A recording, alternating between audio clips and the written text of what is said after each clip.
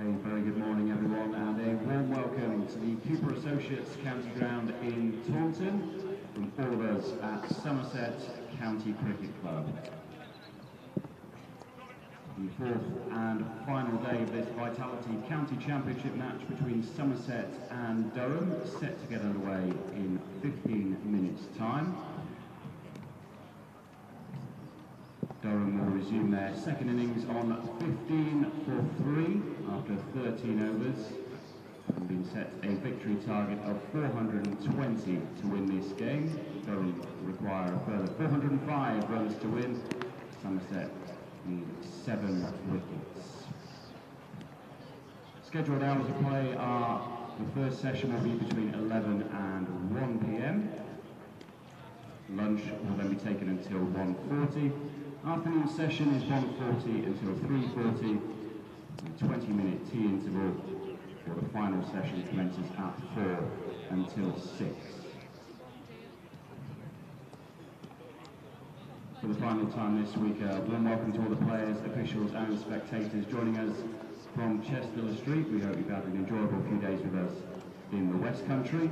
A reminder that there's a wide range of food and drink offerings available from the Somerset County Cricket Club concession stands, which are situated around the ground. The Somerset Cricket Museum will be open during the lunch and tea intervals. Entry is free, with a voluntary donation towards the substantial running costs are always gratefully received. There'll also be a book sale in the museum office during the lunch interval. Hundreds of books available, all at very low prices, starting at just 50p. Scorecards for this match are available from reception in the Marcus-Truscothic Pavilion. Members have been emailed a free copy of the scorecard for this match. And we hope you can join us for the Metrobank One-Day Cup Final between Somerset and Glamorgan, which takes place just next month. Somerset County Cricket Club will be running coaches to the final at Trent Bridge on Sunday, September the 22nd. This is a travel-only option, so tickets for the match are only available from Nottinghamshire County Cricket Club. You can book your place on the official Somerset coach now. The price for return travel is £45 for Somerset members and £50 for non-members. For more information and any further inquiries, please visit our website.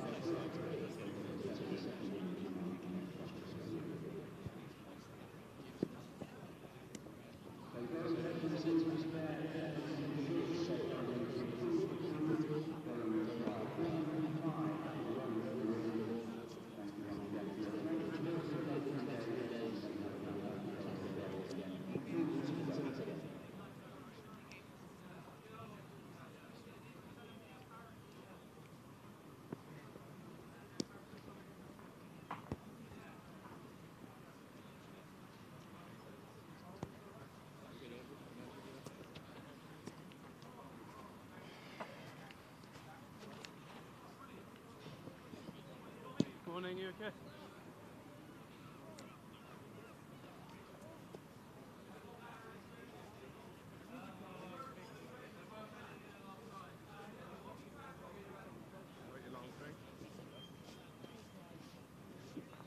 Sati, should I leave drinks here? Yes, please. Yeah, just in the bug out.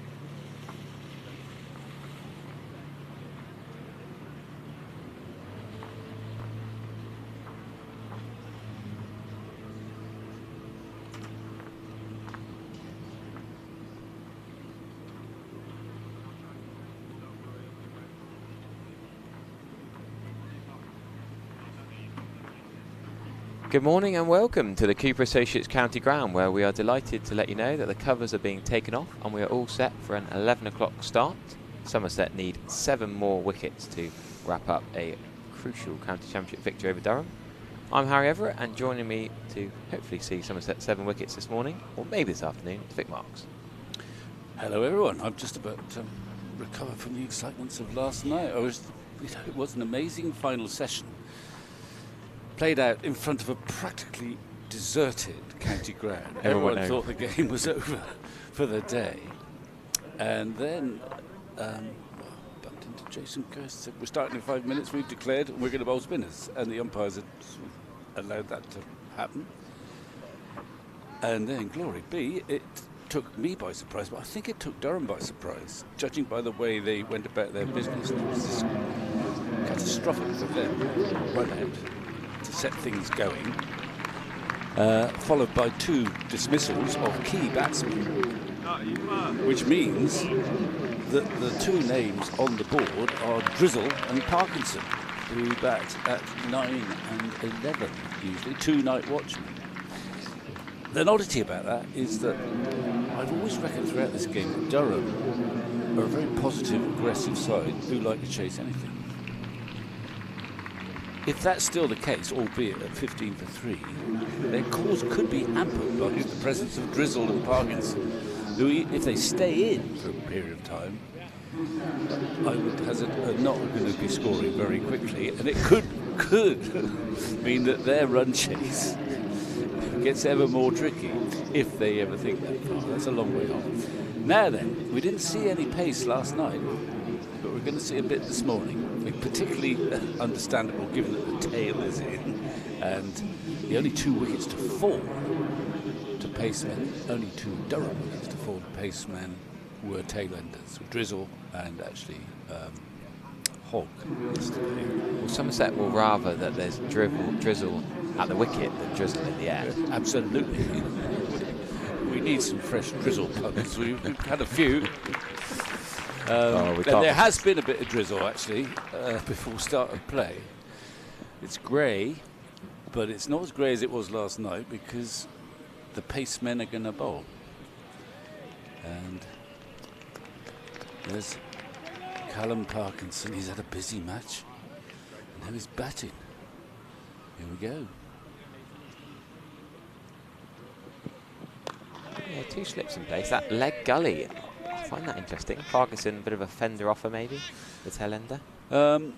I would guess so. Drizzle yesterday was out, caught back pad, very simple catch off Aldridge, yes. Kind of fending. Yeah. It's still, this pitch against seamers, it's offered them very little since the first day.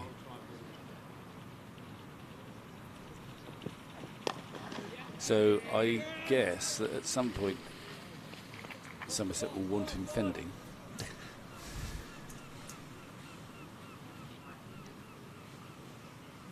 Well, I think they're going to give him something. What they're he's shuffling it around now. He might be sending in I think he's going to send Andy Omid to Silly Point. Yes. He's got his shin pads on ready. Well, he's got his helmet. Yeah, well, he's going to. I think he'll open with the spinner at the other end. I would think, but yeah. So Omid is going to stare at him for a fend to the offside, a fend to the leg side. Well, but it's hard work to get it up there. I mean, that's just banged in short of a length. It didn't go anywhere really. Ball, it's a kookaburra, of course. He's already 13 overs old, 13 spin overs. I mean, a feature of this game, I expect you've seen most of it. Yes. But one of the features of this game has been Overton's catching around the wicket. Yes. Absolutely. That left-handed one up the slip. Well, there's the bouncer. It's so short that even Parkinson manages to sort of get away without much trouble. That shot makes me think you almost want that catching fly slip short third for a little periscope. The way Parkinson ducks and leaves his bat up in the air. Yeah, could go anywhere. It wasn't convincing. Parkinson has got a history this season of batting. But Ollie Hannon-Dolby, as a night watcher, coming in and just chewing up balls, frustrating opposition bowlers. We know Craig Overton will get frustrated if someone hangs around too long. Well, he's a gutsy cricketer, Parkinson. Still 2 slips, and that Tom Lamb bit leg gully. We shouldn't forget the fine leg, what I just noticed. Hiding down by the scoreboard. Very deep, quite square. Actually behind the boundary. Not sure what that's all about. Is that Parkinson's not going to take on a hook shot, is he? Well, I doubt it. But who knows? So, Overton begins, but he's going to now station himself, I suspect, at first slip. Jamie Thorpe's on already. Is that a worrying sign? Lewis Gregory's getting some treatment from Jamie Thorpe on the first day of the day. I think it's just a bit of plaster on the finger. Yeah, should be right. Always worries you with Lewis Gregory.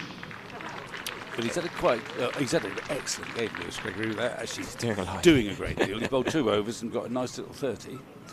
But he's pretty been, economical. he's been marshalling the troops. That's the perfect captaincy game, isn't it? Well, he is like the old, the old wise man now. It's like a friendly captain, isn't it? The aim of my game is to win without me having to do anything. Well, he's already in major credit. Yeah. After getting that declaration organised last night, and you didn't know which way it would go, and then suddenly 15 for 3, it's certainly turned the game around. When I saw 5 o'clock off a bad light, I thought, right, That's it. done. 6 o'clock, 14 overs, wow. Yeah, fair play. Should credit the umpires, Rob Bailey and Mike Burns. Getting the game on. Well, that's a good shot. Didn't expect that. That's an excellent shot. Drizzle off the mark, dancing down. There was a massive gap at mid-on, but you still got to play it. Am I right in reading the over rate is 22? Well, that's what it says. Is Polly's awake? Polly with William from Durham in the scorer's box over there. I mean, obviously, That's an amazing number. last night, did they do it? Is that Somerset's over rate throughout the match, do you think? Yes, I think so. Well, that could be right. I mean, they whistled through their 13 overs last night. I've never seen an over rate that high.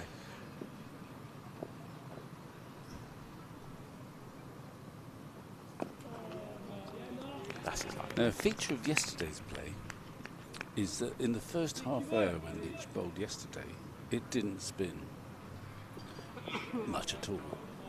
Because it's been rolled. I don't know what roller was put on. But it did seem to stop it spinning for quite a while, and it spun more later in the day. It also seems, sometimes it seems as if it spins more bowling from this end. This is the Trescothic end. So won't mind that.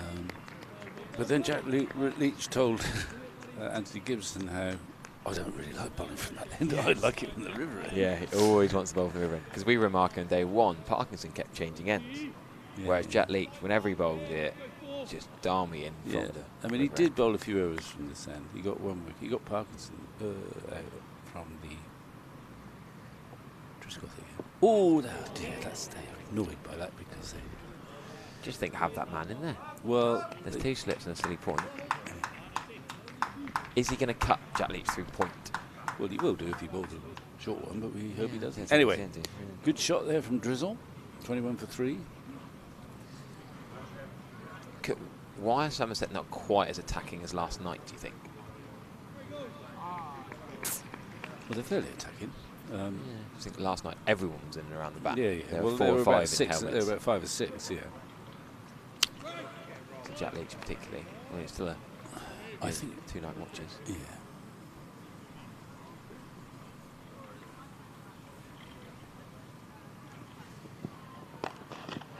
Well, we're on rain watch, and apparently there are drops. Not enough there. Keep the game on. Well, the umpires don't look too bothered now, although Rob Bailey is kind of looking around. And I don't see many umbrellas going up, but actually it's quite a modest crowd at the moment, Sunday morning, a bit late. I think that should be part of your admissions, do not put your brolly up behind the cricket. It's not far away from Banton. Short leg, not short enough leg. He batted very nicely yesterday, didn't he, Tom Banton? Well, he batted very selflessly because he came out and within about 10 minutes he was playing some very aggressive shots, risky shots. The reverse sweep came out, he hit a couple straight sixes. Got to 40 odd in no time, 28 balls I think he faced. And then went for another big shot, just got the toe end of the bat off cast, I think it was. And it just spooned mid-off, but he'd given that impetus, so he had freedom to do it, and it was a sort of selfless innings in a sense. That's the solid length. Drizzle got one at the body from Aldridge in the first innings, and he spooned it to Bantam. So that's what Overton was looking for there. Drizzle's played the shot of the day so far against Leach. I think you make a good point though that these two are decent night watchers. There aren't many night watchers in the game nowadays. All this talk of the night hawk, but these two will just hang around. And Drizzle will play some nice shots actually. Well, I suspect too he's mindful of what happened in the first innings. He said, right, look, if they're gonna bowl it in my rib cage, I'm better off actually playing the full shot than trying to defend it. And it is hard on this surface now, last day, to get it rising steeply enough to cause too much bother, but Overton will have a go now and again. Even that's a control, right shots. Yeah. So, I mean, That's unlike Tom Abel. I think there could have been just one there, really. Seemed to sort of escort that a little bit, rather than diving early on it. He's in credit after last night's run. I was going to say, that run out, he's got plenty in the bank. The guttural roar celebrating that run out was great to see.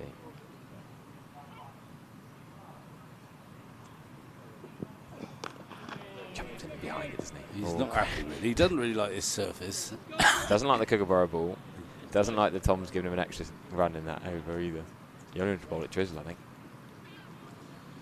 Parkinson looks the more solid, typical night watcher, whereas Drizzle will play a few more shots. Don't remember him scoring any runs for Somerset or Gloucestershire in his brief loan spell down here a couple of years ago. No, but he's obviously got a sort of solid technique. He gets into his proper positions. Well, his first class batting average is modest. 9. High score of 19. He looks better than that. Yeah. Mind you, he's only had 17 innings. 25. I think that one must have turned. Well, let's have a look. Just cheer us up. See one turn. Bit of excitement from the close infielders. Let's have a look. Yeah, that has turned. Oh, James Roos. Okay, take it and then throw it up. Take it again.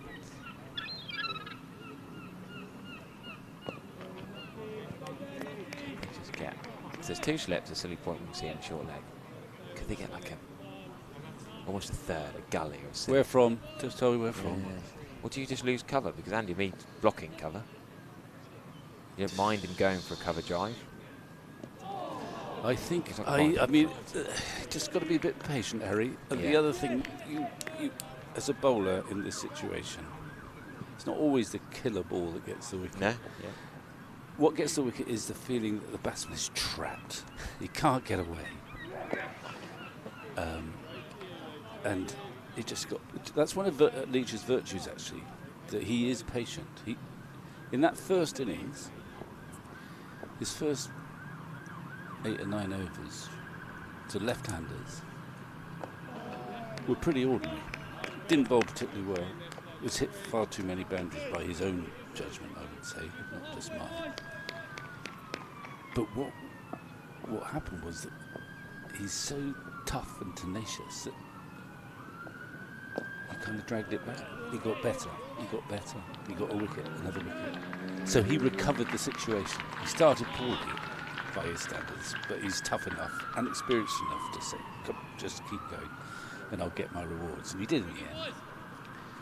There's a special pressure actually when it does turn on spinners that you have to learn to deal with. Because everyone says, oh, do a jackal ball. Jackal ball out, yeah.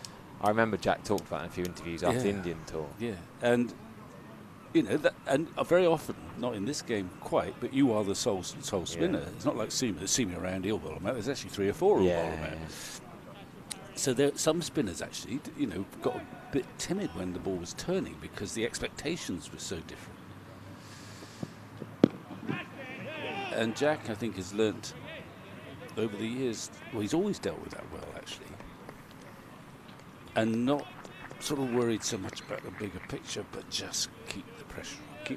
So, getting back to your field placements, I think the field's fine. You don't want even tail enders having easy get outs, little tap here for one, trap them down your end, and then they'll make a mistake, and then they'll get. And sometimes you have to be patient even against them. So do you think last night was different? They were more attacking last night because they were just batting for the close? Well, they were batting for the close, and there was a sort of, and yes, because it's near the close, they're not going to play any shots anyway, probably, unless it's a really bad ball. And the force was with them. Yeah, it did feel the force. It did feel that. Even seeing through the stream, even watch the highlights back, you could, the Somerset force that last 14 overs.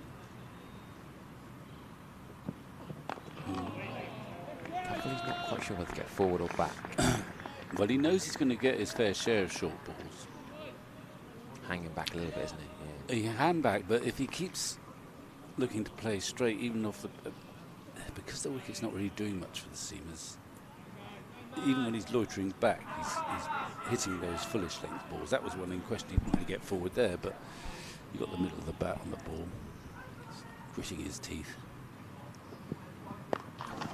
Not far away from Andy Mead at Silly Point. His most recent 2 innings for Durham, 4 against Notts and 4 not out against Derbyshire for Callum Parkinson, and he's on 4 now. So you think he's got enough? Read into that what you like. Could he be out for 4?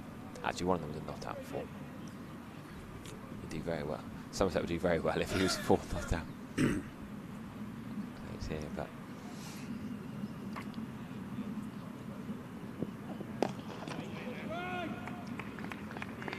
Craig Overton didn't bowl much yesterday, a lot of spin. Yeah, he bowled, in the innings he might have bowled a dozen overs, or maybe slightly less.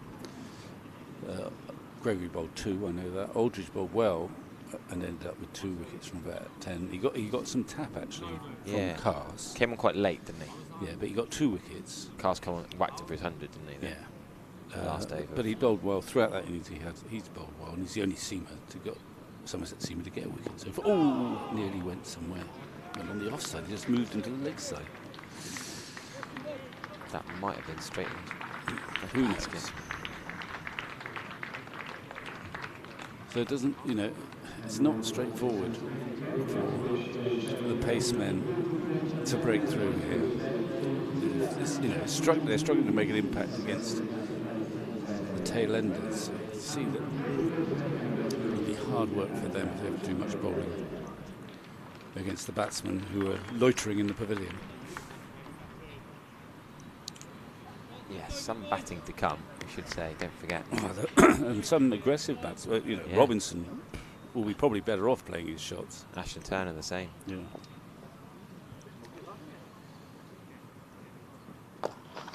That's a great shot.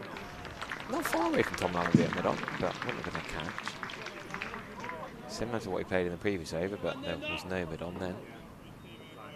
Got to the pitch, controlled. But Somerset probably don't mind this. They've got runs to play with. A couple of shots from Drizzle. Let him get a bit overconfident, let him get carried away. Well, they're certainly not going to put a man back for him. No, he's not going to get that far.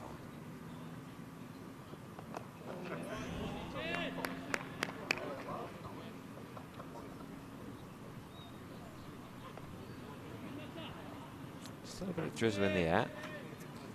Still a drizzle at the wicket.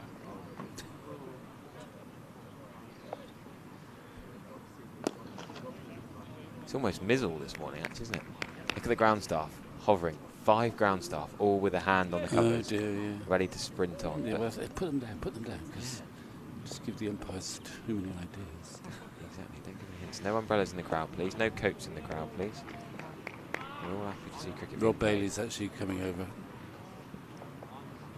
There is an umbrella up in the Hildreth stand. There's a quick If chat. you're listening on your earpiece, can you please tell them to put their umbrellas away? Why are they looking at the clouds? taking Well, that's where the rain comes from. Yeah, but you shouldn't base it on what might come, should they, really? You never Well, quite I'm know. assuming that there is a bit of rain. So that little session of 15 minutes belongs to Durham. A couple of nice shots from George Drizzle, who's got 10, 29 for 3. And a bit of frustration, because it really is little more than a bit of mizzle. The trouble is, once they're off, it's a hard work to get them back on again. I was having exactly this discussion with the umpires yesterday, that it's this annoying rule that you can't start in any rain whatsoever, even if it's the light kind of rain that you would have happily played on. The Hessian mat's going to come down first. The white sheets will cover there. They've given up on the covers, haven't they? Yes, it's not. Yeah, Nick Pepper said it's not so good. It's latest science. It's not roll-on covers. They're not using them this year. The last few months it's all been about the sheets. The Hessian mat goes down first, then the white cover sheets come over. Well, stay on the live chat, stay on the YouTube live stream. We will be back on air as soon as we have any updates of play, but we're not expecting heavy rain. Hopefully it'll be just a short delay and we'll be back underway shortly.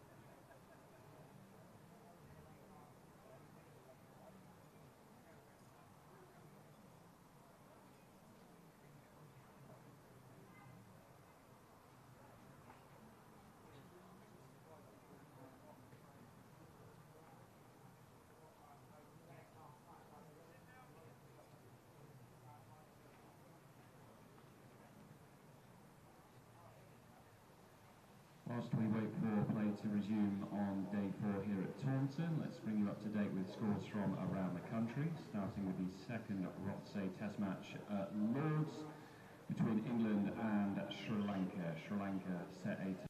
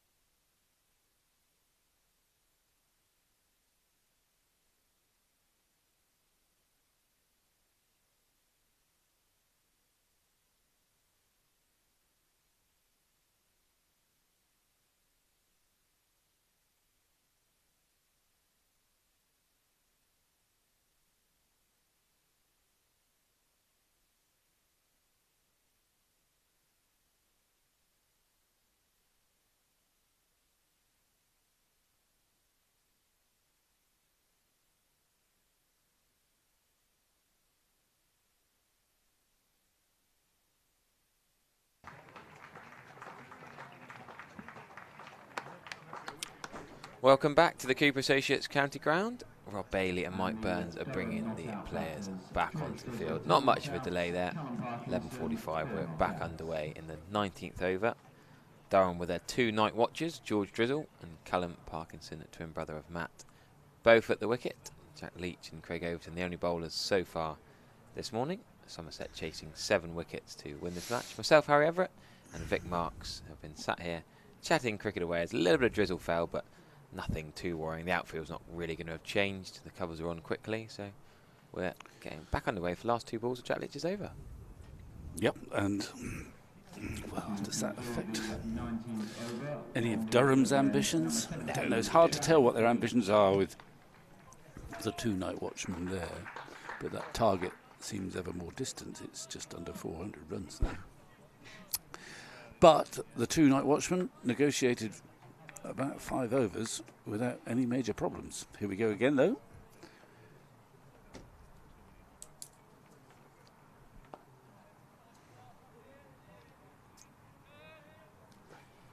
It's a good job Jack Leach quite likes long spells, because he's going to get another one today. He's bowled nearly 40 overs in the first innings. Yeah, 41.1. Oh, was it? 124 runs, 4 maidens, 5 wickets. Yeah, and he sort of got better as he went along. Now then, we've got to change. We had Overton, we're going to Aldridge, who did dismiss Drizzle in the first innings, and also Hogg. Not the most exciting pair of batsmen to dismiss, but they all count. They all counted. And it was they all the same. It's hard work to get anyone out on here, clearly. So he actually bowled pretty impressively earlier in the innings. Without he didn't get any wickets in his first spell, but he kind of bottled it up. And even when you think runs don't matter, actually they do matter, because batsmen just feel more comfortable when their scoreboard's ticking over. Yeah. Anyway, what's he going to do today? We'll see. Similar field to Craig Overton had, just a deep point is a slight change, and there's a pretty short wide one. Ugly loosener. Yeah, it's going to go for at least 3. Not quite for 4. Good chase by Jack Leach. Should yes. No respite for Jack. No, Tom Abel's done well to get all the way around and help him out from deep point all the way to almost wide long off. Deep extra cover that. In that case, he will want to have a better start than that. And a slightly important development. Essex are playing Worcestershire. Essex need 184. They've just lost their first wicket, but Dean Elgar, a massive wicket in the top 3 challenge. Joe Leach has got Dean Elgar for 6. Essex 17 for 1, chasing 184. Oh, that's I tell you what, that's hitting. That's hitting. That is painful. Oh, he's got straight back up. They breed him tough in Scotland. He hit that. It was a full-length ball, and he laced into it. God, It must have hit him in somewhere in the rib cage. Nah, he's back. Looking very.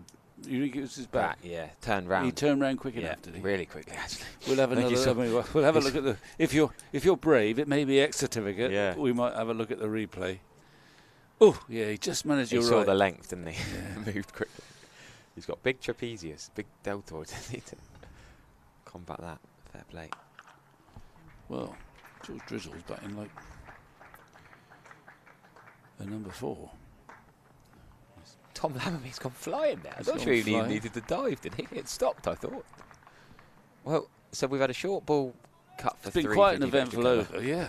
We had one. The best shot of the 3 was nailed at Andy Mead for no run. That's 3 pretty poor balls from Casey Aldridge. Where's Mead going now? He's actually he's removed his helmet. He's now loitering at square leg. I think he's there. He's right behind the back pad. I think he's there for the sort of miss pull. It's a bit safer there. Yeah, I'm just going to bowl short is the idea. That's a better back of a length ball, but Casey Aldridge bowled really well for England Lions, then really well in the semi-final against Leicestershire. It's a bit of a confidence runner late. Yeah, no, he's had a good. He's had a good season, but he's particularly had a good month. And he got runs for the Lions. He got runs in the Championship. Yeah, Edgbaston against Warwickshire last week. Him and James Rew back together again. That's the sort of length that dealt with Drizzle in the first innings. slightly straighter, and I think that would be unpleasant for Parkinson. Did well to get it, get to the offside and out of the way of that. But the leg gully is there, ready.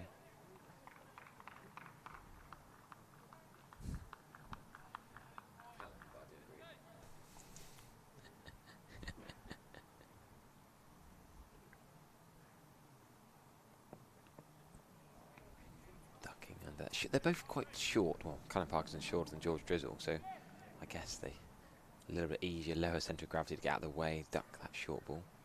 But I think Kay Shoulder just needs a little bit more offside. He'll settle in. Very much the enforcer in this bowling attack the last year or so. I suppose Jake Ball has tried to do it at times, but... Just a little pat from Overton to Umeed. You're right. What, slap him on the back? So well, he didn't slap him too hard, I don't think. Always friendly. I'm sure they're having a chuckle. He's back in there, though. Back under the lid at... Well, forward silly point. Yeah, go a yard closer, says Jack. Really? And Umeed's a tough cookie.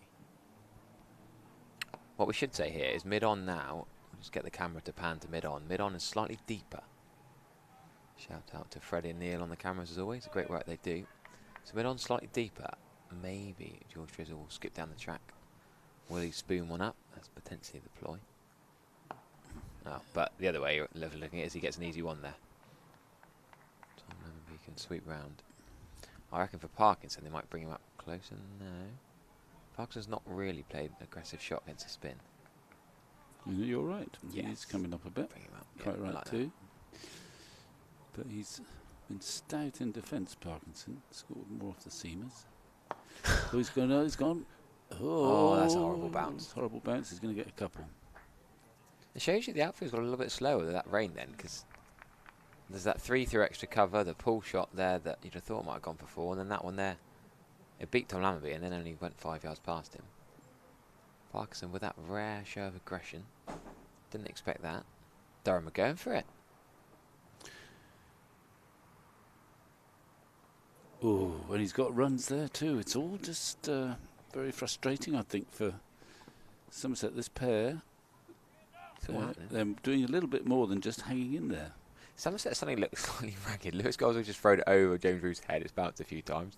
Suddenly these shots, it's not quite panic-stricken, but I think that was soft hands. But it wasn't far away from the left boot of Craig Overton at second slip. Yes, he's on his knees. There we go. I like this a lot. Now this could be exciting. Because where he is now, that would have been straight in his hands. On his knees. Oh, he's going to call for a box maybe, I'm guessing. Knee pads. Just to lean on. Yeah. Cushion. There's some, you know when you garden and you go do your weeding in the garden, those little knee pads. That would be a good sight, wouldn't it? Do you reckon that's why Craig Overton stopped bowling? Just so he can get in at slip, take the catch off Jack Leach. Sorry, Lewis, I know I'm picked as a bowler, but I want to be at short leg.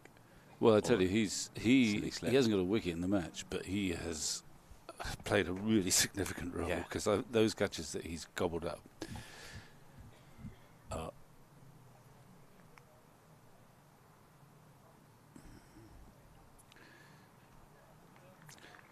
Well, our team of researchers, analysts, have made the point that Leach, and it's a good point, that Leach has actually been bowling under 50 miles an hour, up in the high 40s, which for him is slow, because quite often he's bowling 56, 57 miles an hour.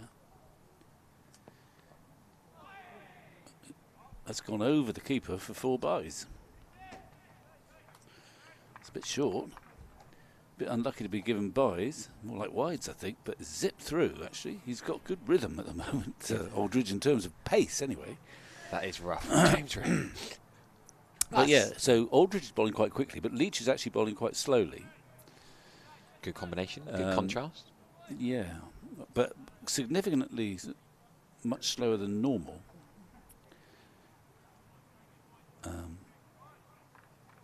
And I therefore assume he's doing that consciously.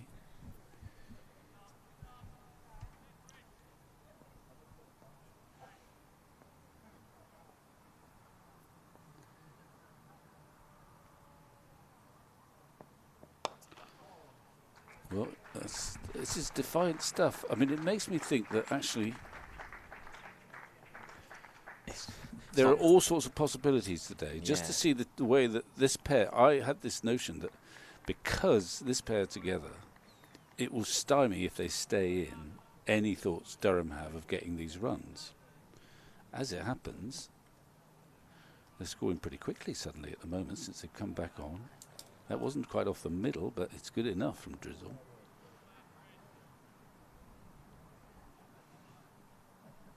He's going to get some short balls. As he managed to get that there. Suddenly the field a bit more spread. Well, they've got two men loitering on the leg side, I think for the miss pull. And certainly inviting the drive, because there's a lot of space to the left of Goldsworthy at mid-on. They all come in a bit for Parkinson. In fact, Umid has been invited to go back to Silly Point, which I suppose he'll do some trepidation. He hasn't turned it down, has he? Well, no, he can't turn it down, right? Wow. And sure yes, he's going to a second short leg. Sure if he was in too much pain. I think they're getting impatient out there, Somerset. This defiance. And there are a lot of gaps, and they're finding them. I'm not sure about the silly. I'm not sure about the deep point. In case he gets it right, he's not going to bowl many balls to cut. Yeah, but it's quite a big if. But I feel like a short ball's more likely to be pulled or uppercut or top edge as opposed to a full-blooded cut through the offside. George Drizzle will swing the wheel a little bit more, but he did bowl a couple of fuller balls in this over.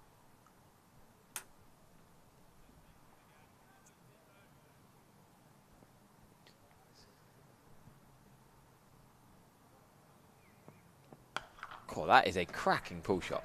George Drizzle, what a shot that is. He is not a number 4. He's a tail ender, but he's absolutely smoked that. Keishore did fair play. He'll walk back to his mark and say, well, maybe I'll try something different. That is one of the most emphatic shots we've seen this morning. I should mention, Surrey have lost 2 wickets in an over to Liam Patterson-White. 67 for 3 they are. Surrey leading by 187 runs. Notts, could they do something special there? That's a better short ball. Well, sort of. Slightly. Yeah, I mean, I guess at Nottingham it's turning a bit, just judging by the number of overs. Foreign Armour's bowled 10 out of 21, yeah. Yeah. And Liam Patterson-White at the other end. So. And he hasn't played much this year, Patterson-White, I don't know. No, because Calvin Harrison's been playing. Yeah. He's not in this match. Yeah, we just talk about the pace of what Jack Leach has been bowling. Average speed of Jack Leach, 53.1 miles per hour. So thank you to Eurolay. They've powered the speeds we've got. So he is bowling significantly slower, or has done, in the last over. And Josh Davey just giving Craig Overton those leg pads. Yeah. I guess that's trying to give the ball a chance to turn. Kookaburra ball, don't forget. What difference that makes. 4 men on the offside, none on the leg. Close. Overton on his knees. Literally.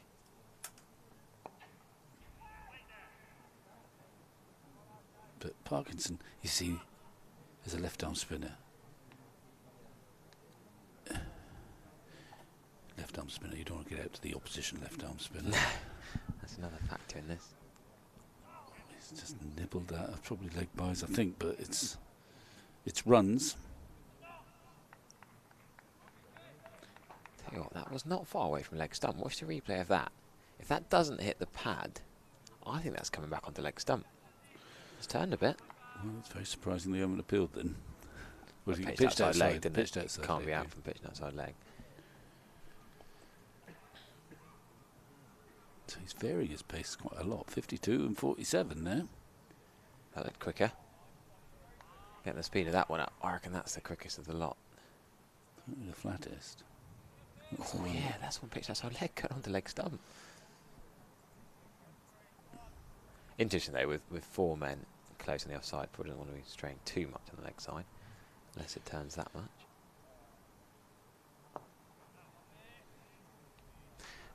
Is there a shout for Lewis Goldsworthy coming on for the other end?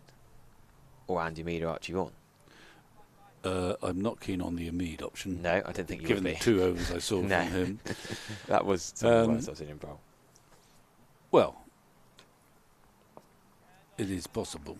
I mean, you might bowl.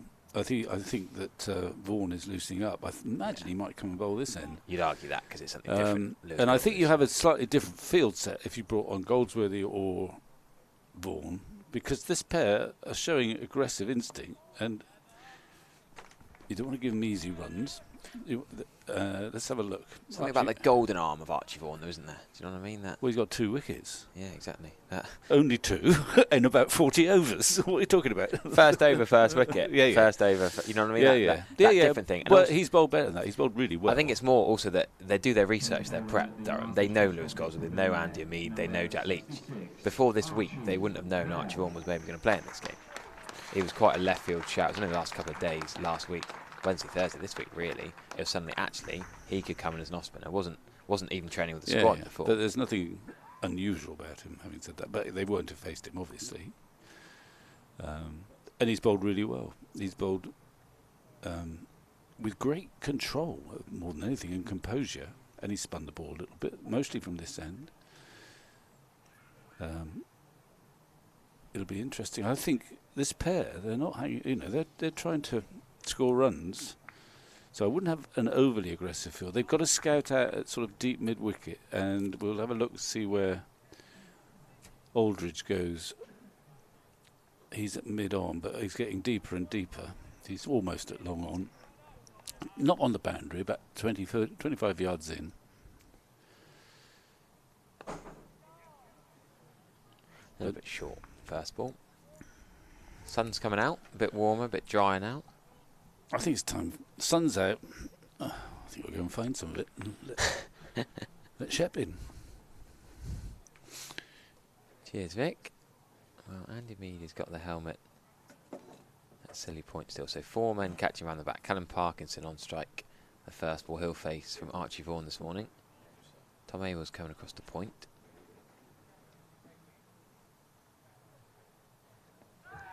That I don't think is off the bat. I think it's off the pad. Half-hearted appeal there.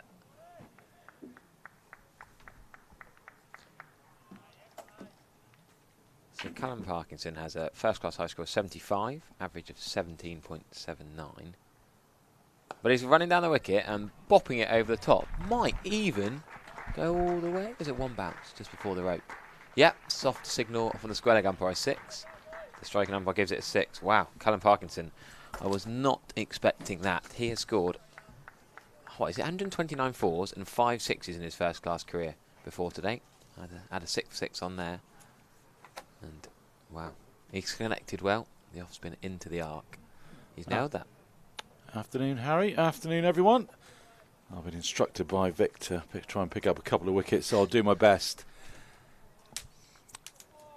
It's been a stark contrast to the hour that we saw last night. I don't think Somerset have been able to put the pressure on that they did last night, and we talked about earlier creating that theatre around the bat with the U's and the R's, and just watching that last over from Leach to Parkinson, pretty much everything was just hitting the middle of the bat. It wasn't beating the outside edge. It didn't seem to be the constant buzz of the slip fielders and the wicket keeper constantly thinking, casting the doubts in the batsman's head. Vaughan's just switched to around the wicket to Parkinson.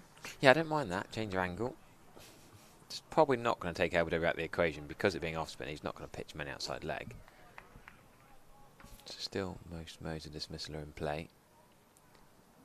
Maybe Bold is asking a lot. I do like the off spinner coming around the wicket to the right hander. Vic's infinitely more qualified to talk about this than me, but I think you bring LBW back into play a lot more with one that pitches leg and skids on, or one that pitches off and straightens. You can get through the gate, and then if it just does go on, you bring the outside edge into play.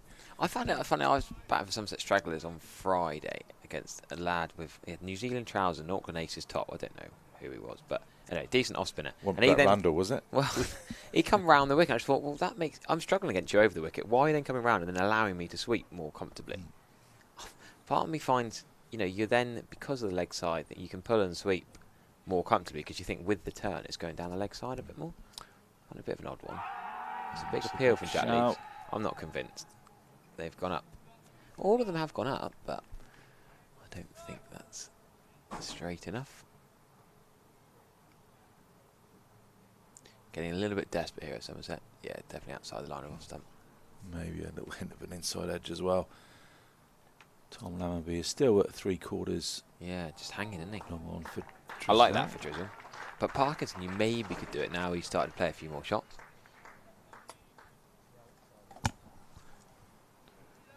For more of an orthodox ring field now, excluding the catches. Sort of stifled appeal almost every ball at the moment. Sounds like getting a little bit frustrated. Vic said earlier about them having to be a bit patient. I think they're losing a bit of patience here. We are just over an hour into the day's play, but we haven't had an hour's worth of cricket. If you're just joining us, there was a bit of a rain delay. I think as well, every over that goes by, this Kookaburra ball is just getting that little bit softer, just making it that little bit easier for the Durham batters. How much could a potential new ball come into play this evening? Say there's no more rain delays. So we've got 20, well, we're in the 25th over now, so that's, what, 55 overs, I've done my maths right there. Yeah.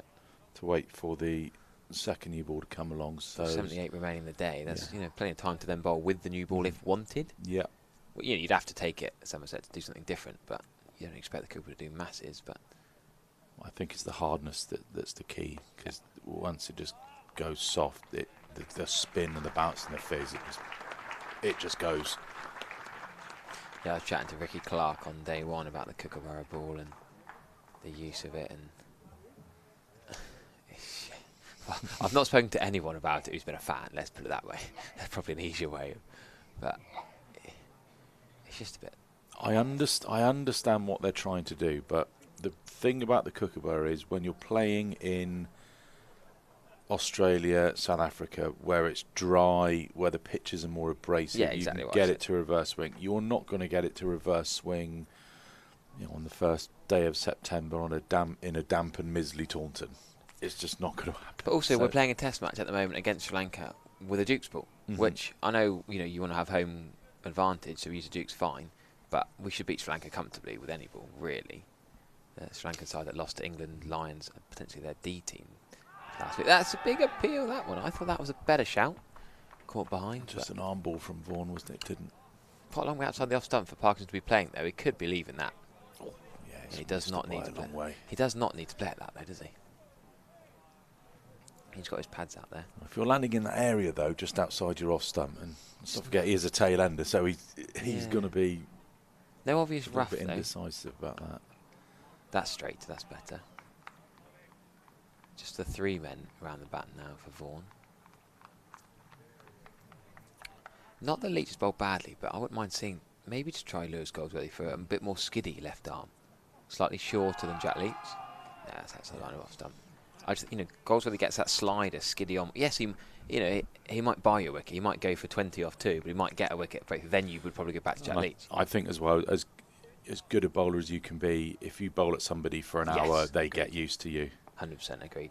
And people say, they're both left-arm spinners, but it's different, Yeah, without doubt. Yeah, Jack Leach, a good few inches taller than Goldsworthy. Goldsworthy's a little bit more round arm anyway. Yeah, that round arm makes a big difference.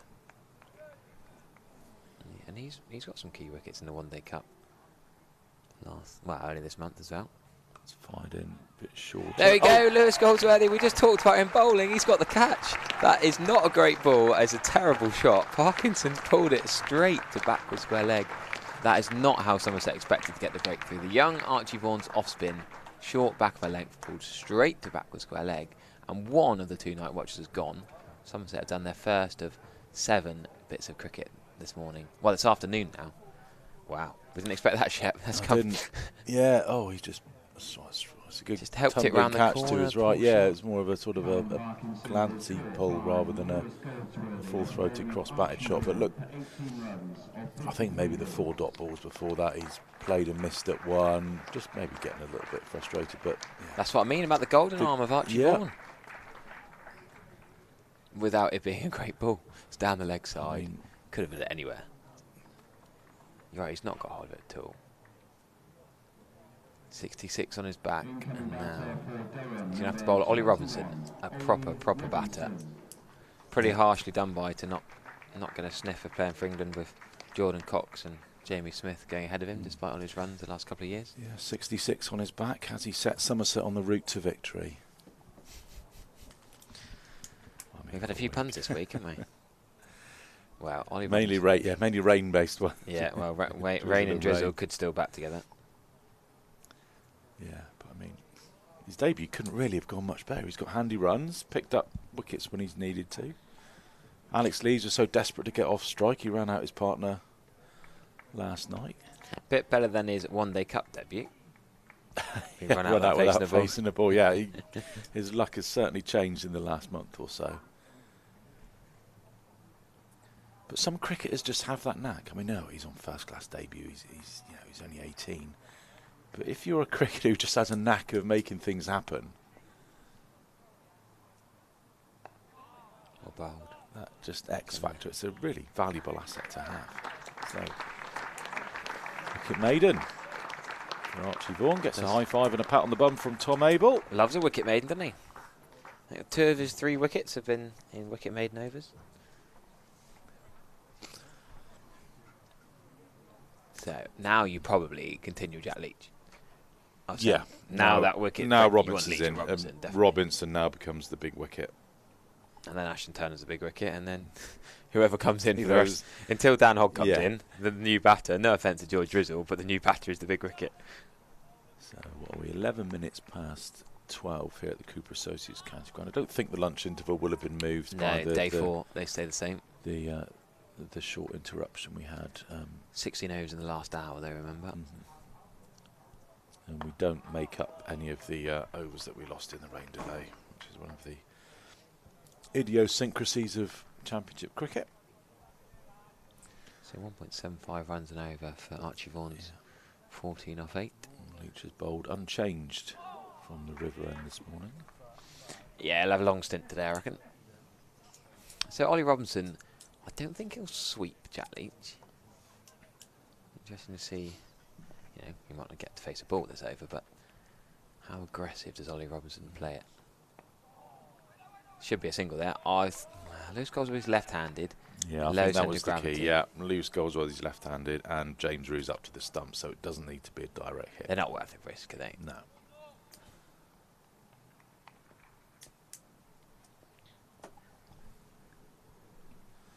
Durham have got their run rate up to 2.38. It was around 1 and over a while ago. Yeah, well, Drizzle on to 24 off 50 now. I was just thinking that, even if they're not losing wickets, they're not putting themselves in a position where at tea they can think, oh, do you know what, we could win this. If they're going at 3.5 and over throughout the day without losing wickets, and then they get to tea, they, we could have a crack at this now. But if they're so far off that draw's the only option, it's not very clever cricket, but I suppose the best option.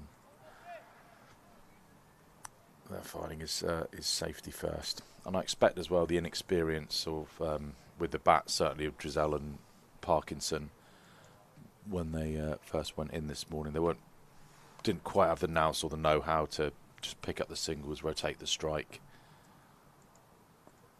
pick up those 3.5 runs and over.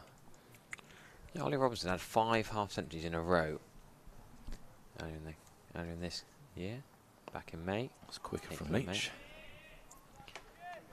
Survived that ball comfortably, but yeah, serious player. Leach's figures now: 14 overs, 7 maidens, 1 for 19. And Vaughan 8 overs, 4 maidens, 2 for 14. So half the overs that Leach and Vaughan have bowled have been maidens. 22 overs between them, 11 maidens for 33 runs. So they've kept it tight, picked up the wickets. And Archie Vaughan's going to continue now.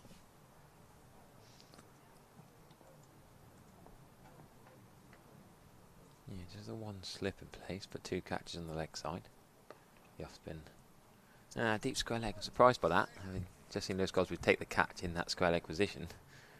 Why do you know at deep square? He wants to bowl at Robinson. Wants to get their gun bat out. Does remind me a lot of Graham Swan, the way that he bowls. He's got that sort of bouncy run up. It looks like he gets his hand over the ball and gets that seam going towards leg slip.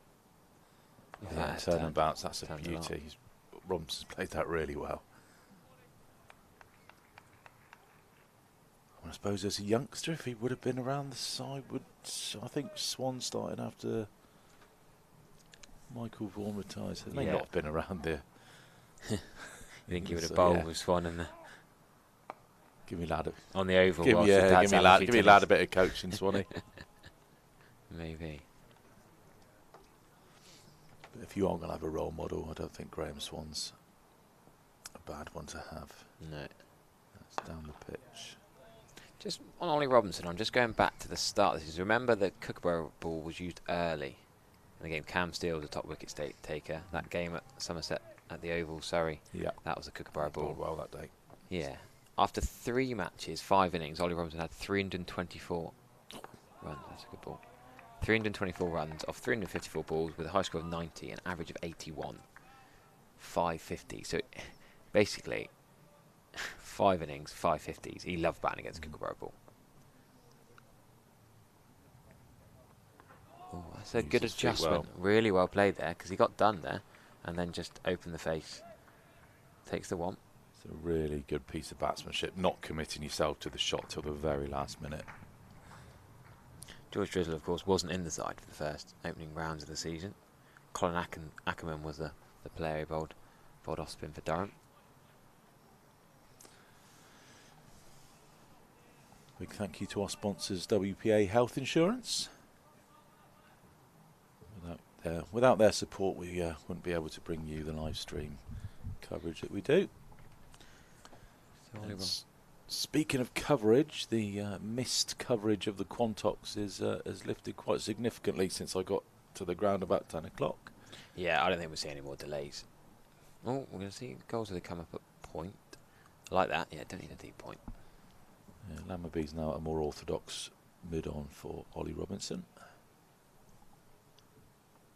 That's quicker. Oh, I just said they don't need a point. Mind you, that was backwards. Can Lewis Goldsworthy get there? Can he haul that in? It's not quick down there. Great work from Lewis Goldsworthy. Superb at the fielding. Should have been 3. Really should have been a comfortable 3. Is that tactical? Oh, Ollie Robinson wanted it. George Drizzle didn't. Ollie Robinson was England under 19s back in 2017, 2018. I reckon that's Tom Banton era. Not going to be far off. Played for the Lions between 19 to 23 as well. A bit in and out of the Lions side. He's a key man here. What's he going to do? Should have got more than 2 for that last shot, but a bit quicker from Jack Leach to the new batter. I mean, he was the name on every pundit's team sheet to take over from Ben Folkes, wasn't he? And then decided to go a different way with Jamie Smith. And I think he's now made himself a fixture in the side. Leach. Oh, yes, it's gone! What a catch by Lewis Gregory. Low to his left, his weaker hand. And that was really quick, really sharp work from the Somerset captain. And the danger man, Ollie Robinson, has gone for just 4. Durham now 70 for 5. Somerset have had to work hard for these wickets this morning, Harry Everett, but they've deserved them. And if Somerset win this game, you have got to say a lot of it is down to their fielding. The Tom Abel run out, the Craig Overton catches, that from Lewis Gregory. He's been injured, he's been in and out. He had that groin strain. He's always having injuries, Lewis Gregory, at the moment, but he can still field at slip. And he's not batted and bowled much in this game. He's not done a lot. But if he does the right decisions, making with the captaincy, and takes catches like that, that could be absolutely massive. And I still believe, with no David Beddingham in this side, Ollie Robinson is the key wicket, and there's a little bit of pressure on the overseas Ashton Turner coming in, who really is an aggressive T20 batter who can bowl some off-spin. Is he going to dig in and bat for 50 overs for Durham today? Will be interesting to see. Although, we should say, he's probably the most used to facing the Kookaburra ball. Without a doubt. And you're right when you talk about Lewis Gregory. He's not really done much bowling. Has he had a bowl this game? He bowled 2 overs. 2 overs. He's got a busy month of cricket coming up. Quarter-final, possibly finals day. 3 really crucial championship games. So he's going to have a lot of cricket on his plate over the next few weeks. So I think if he can manage his in-game workload as well as the games that he's playing, I think that's going to be absolutely vital. So Callum Parkinson Somerset going forward. Yeah, gone for 18 off 53. Callum Parkinson gone for most of them this morning. Ollie Robinson, that 8th ball. Jack Leach, massive breakthrough. What will Ashton Turner do? Booming drives. What I think I've watched a lot of him in the Big Bash for the Perth Scorchers. He's captained well. Good off spinner in T20 cricket. I don't think he's bowled at all in this match. This is actually. good. Now, every Somerset player looks about 6 inches taller than they did about 5 minutes ago. Ashton Turner's pretty tall, Mike. Craig Overton's on his knees again. Down the leg side, not a great start. Asking him to do a lot there. Case Rogers at square leg is interesting. One of the best fielders. Why is he? He's not often an in-close fielder. I mean, they're all pretty good, to be honest. I can't see a weak link in the field out there. He's very good at slip to the seamers. I don't Yeah. think I've seen him do slip to the spinners much. No. When he's so tall, it's a long way to get down, isn't it?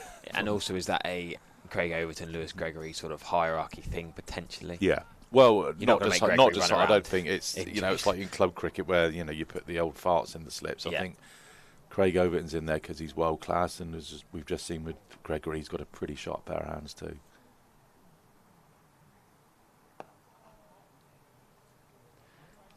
Able, rapid around in the field as always.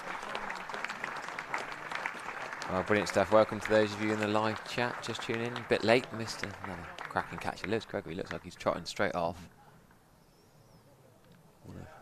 Jake Ball or Josh Davey will come. I think it's Jake Ball's going to come on as a subfield for Gregory. He's done his catching work. He's going to go off. I think he probably just wants to quickly watch the replay on the live stream and then come back out. Go on, we'll get a pat on the back from Sarge and Jason and all the physios and the backroom staff, and then he'll come back on next over. James Ruse actually got out of the way of that to allow Lewis Gregory to take. You know, quite often as first slip to a spinner, the keeper can almost be in your way. You can be off-sighted. I think that's potentially made it slightly easier and given him the light. Yeah, It's still a great catch. not intentionally, obviously. Yeah, it's just the way that left to that right leg has just it's just got out the way early enough to give him an extra split second to catch it. So Vaughan continues then. Nice flight outside the off stump and a bit of turn as well.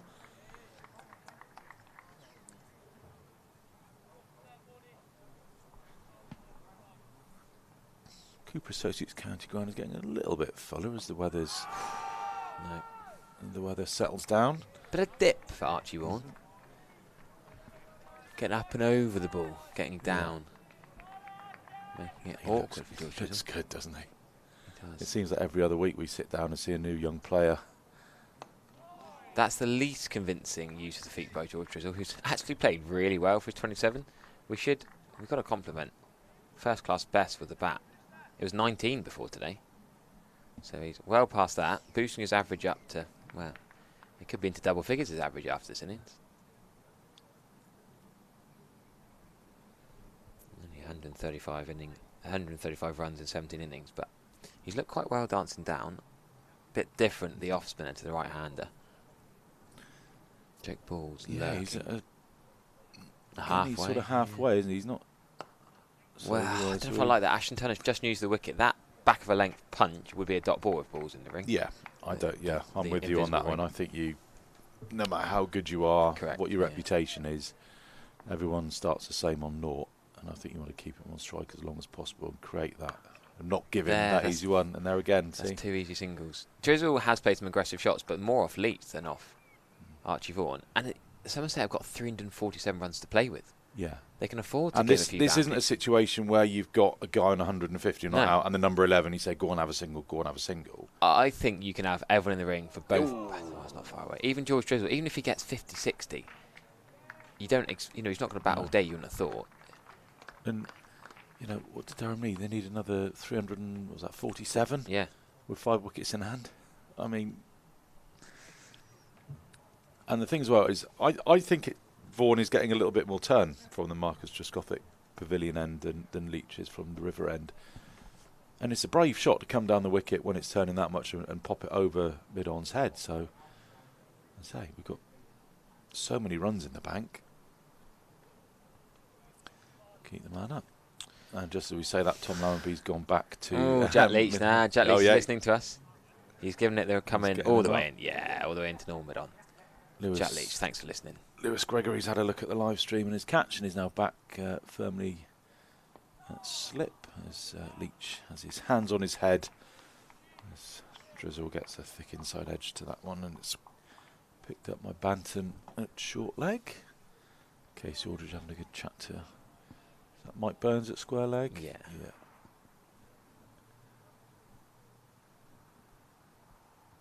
Leach again, this is a bit flatter.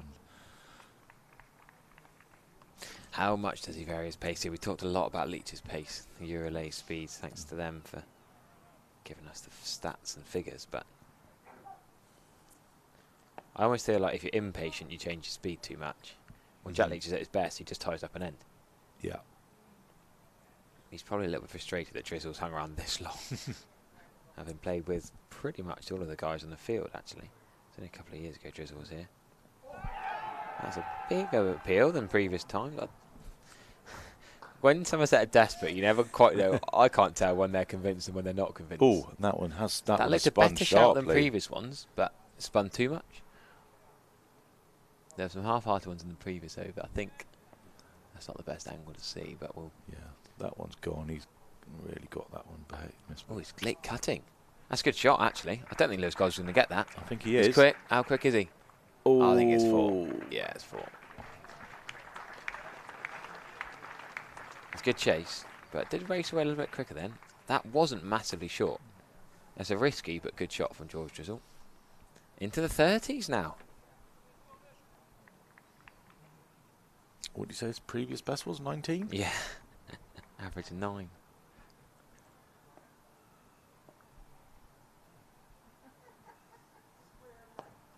He's looked good. He hasn't played like someone who's had a previous first class best of 19 this morning. He's now faced more balls than Callum Parkinson faced for his 18. And he means throwing the helmet to Lewis Gregory, but I don't think he's going to have a bolt. He's got to be Archie Vaughan to continue. How many games have gone 4 days, 4 innings, result, and Lewis Gregory's only bowled 2 overs? I don't see him bowling now. He must be loving life at the moment. Just stand at slip, take a few worldies. And bat, was he bat? Yeah, He didn't even bat 6, as he well. batted 9, didn't he? I mean, that's the thing with Gregory. He could bat anywhere from 4 to 9, and you wouldn't be surprised with the lineup that we've got. Well, the way Somerset have gone through every opening option as well. Well, yeah, he's about the only batter that's not been tried at the top. I do hope that Goldsworthy's got that position till 238 is at least decent. middle of May next year. Yeah, I'm big fan of Lewis Goldsworthy. I never really saw him as an opener. I thought he was more of a 3, but with Lammerby doing so well at 3, you don't want to change that. And you had to get Goldsworthy in the side somehow, and the opener was the option. I don't think you need a Banton and a TKC in the same side, unless they're both in blistering form. Yeah, unless... And the way Hamid's playing pretty aggressively now as well. Ben Folkes has just been run out up at Trent Bridge, so Surrey 85 for 4, 205 ahead. God, that's back for that'd be a good day, wouldn't it? Somerset get maximum points and Surrey lose. You can't see Surrey being out for under 300 though. No. With their middle order and tail, and even then you can't see Notts chasing 300 in 50 odd overs. No, but I think it's. Don't get too excited. I mean, Essex. I'm gonna not pay any more attention to that game and try and work out the ifs, buts, and maybes and what ifs. Essex have lost another one. They're 53 for 2, but only chasing 184. Tom Taylor with another wicket, the man who had the absolute beauty to get George Thomas here, a few weeks ago. Is that the ball of the season we've seen here? Probably in all formats. I can't remember. The one that swung in and GT left it. It was almost a wide. It was almost on the wide line. First of all innings. Half an hour to go till lunch here. Jack Leach still continuing for the River End. There's an umbrella going up in the family stand. They're not getting the memo. They Somerset fans, you should want. I know those there. They shouldn't have their umbrella out. What are they doing? I'll have to put your umbrellas down, please. We want. Okay.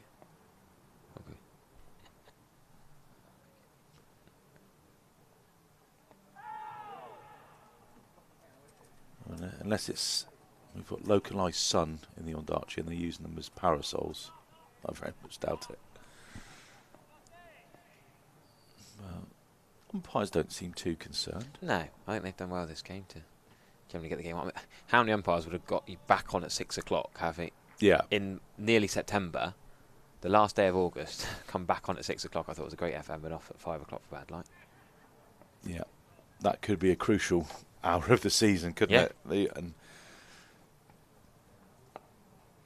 if you're going to win the championship, you've got to have a lot of little things go right for you at the right time, and that, if we dare to dream, that could be one of those big moments that you look back on at the end of the season and think, oh, if that hadn't happened, we would be sat where we are. But still a lot of cricket to be played in September as Leach continues from the River End. This is a bit flatter, and Drizel now, he's probably got half an eye on his half century.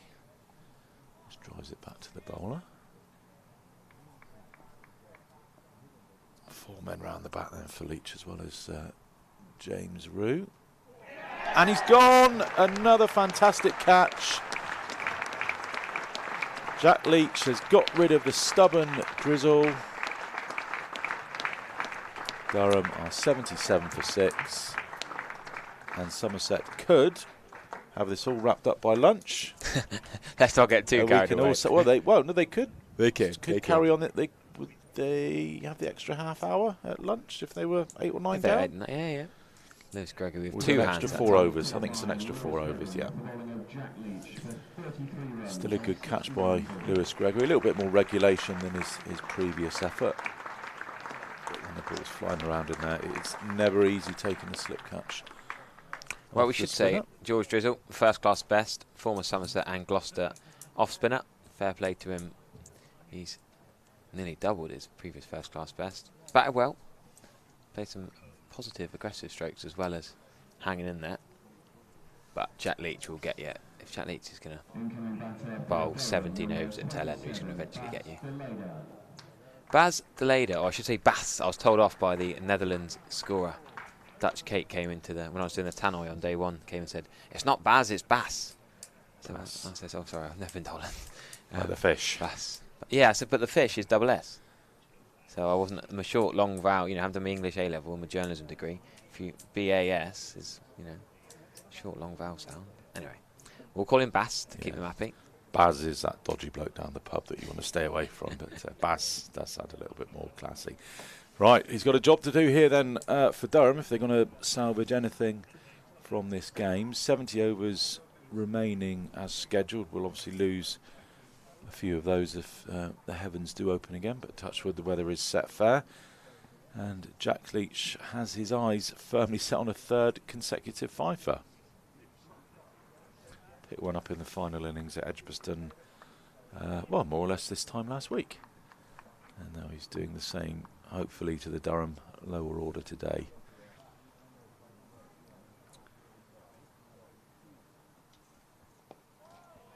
Delayed or equal to that one, first ball. And a wicket maiden for Jack Leach. 3 for 25 his figures now. We'll just run you through the wickets to fall this morning. This was Callum Parkinson. Picked out Tom Abel there with a fantastic diving catch. And then next up was Ollie Robinson. You have a look at this catch from Lewis Gregory. Low to his left, inches off the turf. Absolutely love that one. And here we've got Drizzle. Finds the safe hands of Lewis Gregory at slip again. Somerset have taken 3 of the 7 wickets that they needed at the start of play this morning. And we've got about half an hour to go to lunch as Vaughan fires this one in.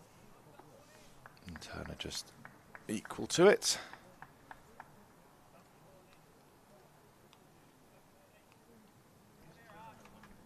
Seems to be getting brighter every time you look over to the Quantocks now. It's actually turning into a reasonable day here at the Cooper Associates County Ground. So there's a little bit more air from it from Vaughan. I guess you'll keep these two going now. Keep these two bowlers going.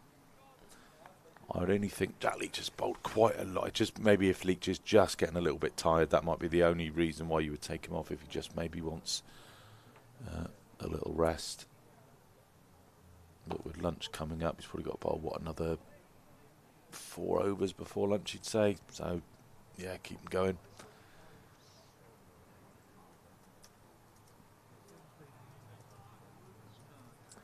Just looking ahead to the remaining rounds of Championship cricket as Turner rightly declines the single down there to Lewis Goldsworthy. We of course got the potential of having Shoaib Bashir back for the last 2 Championship games as well, and I think it'd be mighty harsh on Archie Vaughan to leave him out after the start that he's had in this game. So poor old Shoaib Bashir, we could be leaving him out for Jack Leach. We could also be leaving him out for Archie Vaughan, and he's England's #1 spinner.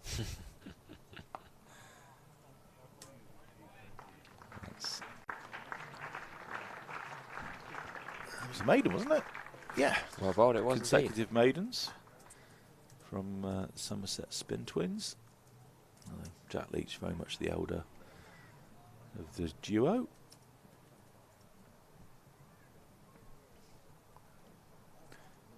He's almost sort of taken on this new role at the club now, because he's got these 3 young spinners underneath him, Bashir and the mentor. Well, yeah, the sort of unofficial. Yeah, Bashir, Goldsworthy, and now Vaughan. Andy Mead. And Andy, I'll put Andy Mead in as well.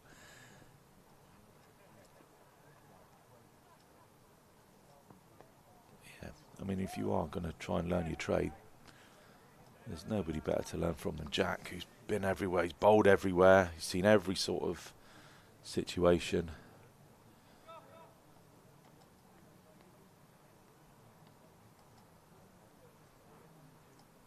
He's absolute class as well, and is firmly on his way to picking up a 3rd consecutive 5-wicket haul in 3 innings.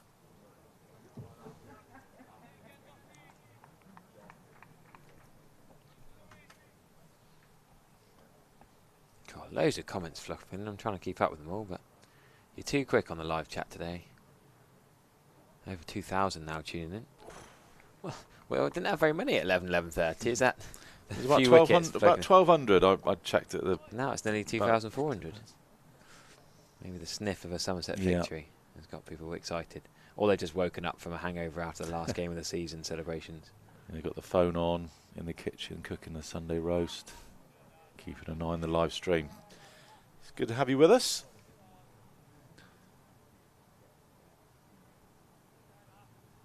Somerset close in on what will be a crucial victory if they are to claim their first ever county championship.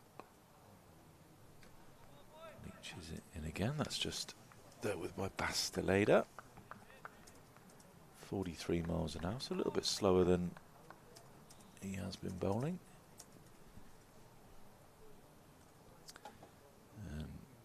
Finish it off there. And that's 3 consecutive maidens. I remember reading or somebody saying a stat that if you bowl 3 consecutive maidens, you're more likely to not to pick up a wicket in your 4th over. So you could argue any time you've had a maiden or 2, you're more likely to have a wicket, I suppose. I think 3 maidens. I think that's the trick. That's the tipping point. I think you're now 50%. It reminds you like when you've had people say you had 3 pints or something, and you're suddenly a professional snooker pool player. It's that graph, isn't it? And then he falls off a cliff after that. Well, Casey Aldridge is down at long on. Yes, he's coming up. That's what we like. So Ashton Turner, big bash, middle order hitter for the Perth Scorchers. Yeah. Will he take on the off spinner over Casey Aldridge? He's got the tallest Lammonby at mid wicket. Deep mid wicket. Yeah. Interesting to see. What's he looking for? These two are proper international cricketers. They are not 7 and 8s. They are 5 and 6 really. When you think if he does try and go over Casey Aldridge's head and he gets the thickest inside edge, that brings Lammonby into play. It's over pitch. He's yorked himself there. Yeah. Bit of flick, bit of a tennis forehand there.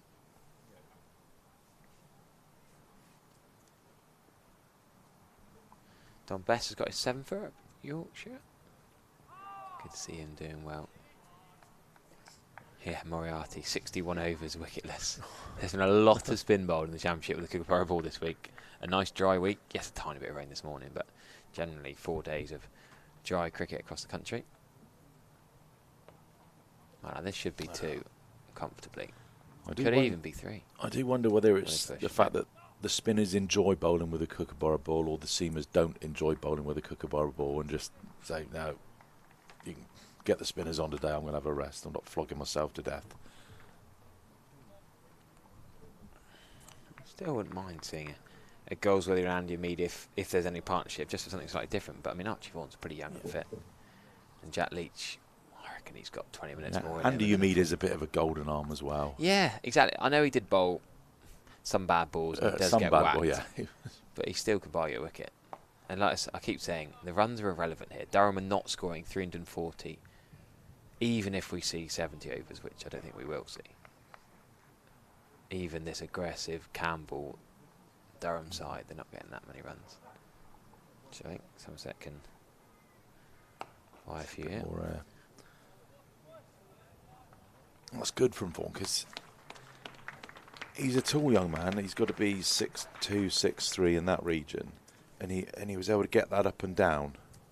Yeah. Sometimes with tall spinners, Bashir suffers from this a little bit as well, because you're so tall, you can't get it up over the eye line and down again. You almost have to fire it in. Yeah. But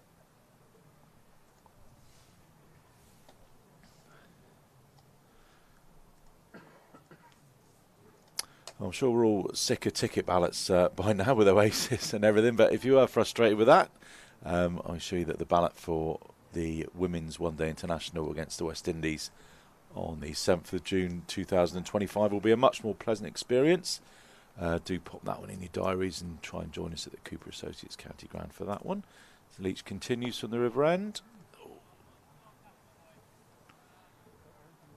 Such a shame that game this year, the Women's One Day International, was, did we get 5 Big overs in crowd, the end? Yeah, I was here for that. So disappointing. It was properly flooded on the concrete stands, Mike. Yeah, it was absolutely biblical. It was good. Yeah, so much hard work goes into putting those games on and getting the ground looking as brilliant as it does for those big international days. And yeah, such a shame. But we go again next year, 7th of June. Talk about outgrounds. Western-super-Mare got relegated from Prem 2 in the Whipple yesterday. They'll be back playing the Whipple Somerset next year. No, Somerset do not play at Western-super-Mare anymore, sadly. They had Paul van Meekeren playing for them yesterday. Oh. I thought he was away with Holland. Yeah, he played for Holland like 3 days ago.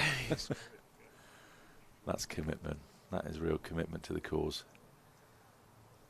No, it's a question that comes up quite a lot about Somerset playing at outgrounds, and I think it's a question of the logistics. I mean, to get the live stream is incredibly popular, and to jig everything up for the live stream is it's a job that's going to be a couple of 100 man hours at least to get everything right for that, plus facilities and equipment and everything like that. It's some clubs are able to do it with the facilities they have at their outgrounds, but I don't think Somerset are quite in that position to do it at the moment. Yeah, which is unfortunate. As Delayder just knocks that one up to Tom Abel at mid-on.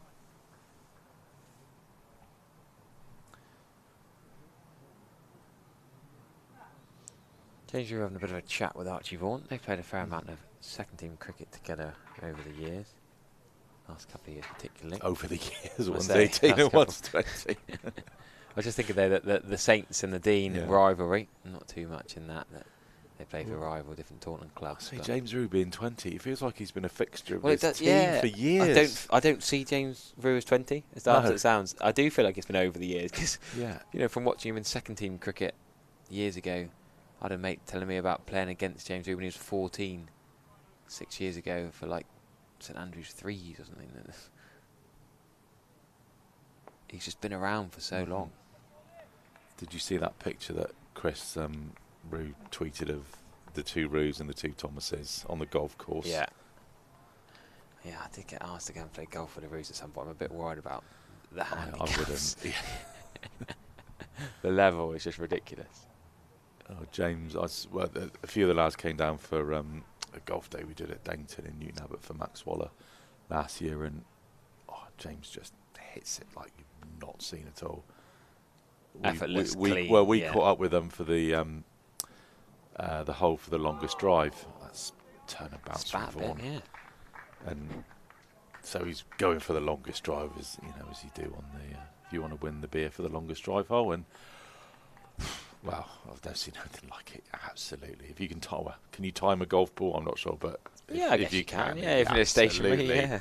Absolutely leathered this Connection. ball, and it just went miles. I mean, I'm no golfer, but yeah, you can appreciate it was a sight to behold. So he's definitely got the golf game to fit in the England setup. Yeah, It's just a question of when his opportunity will come with the bat.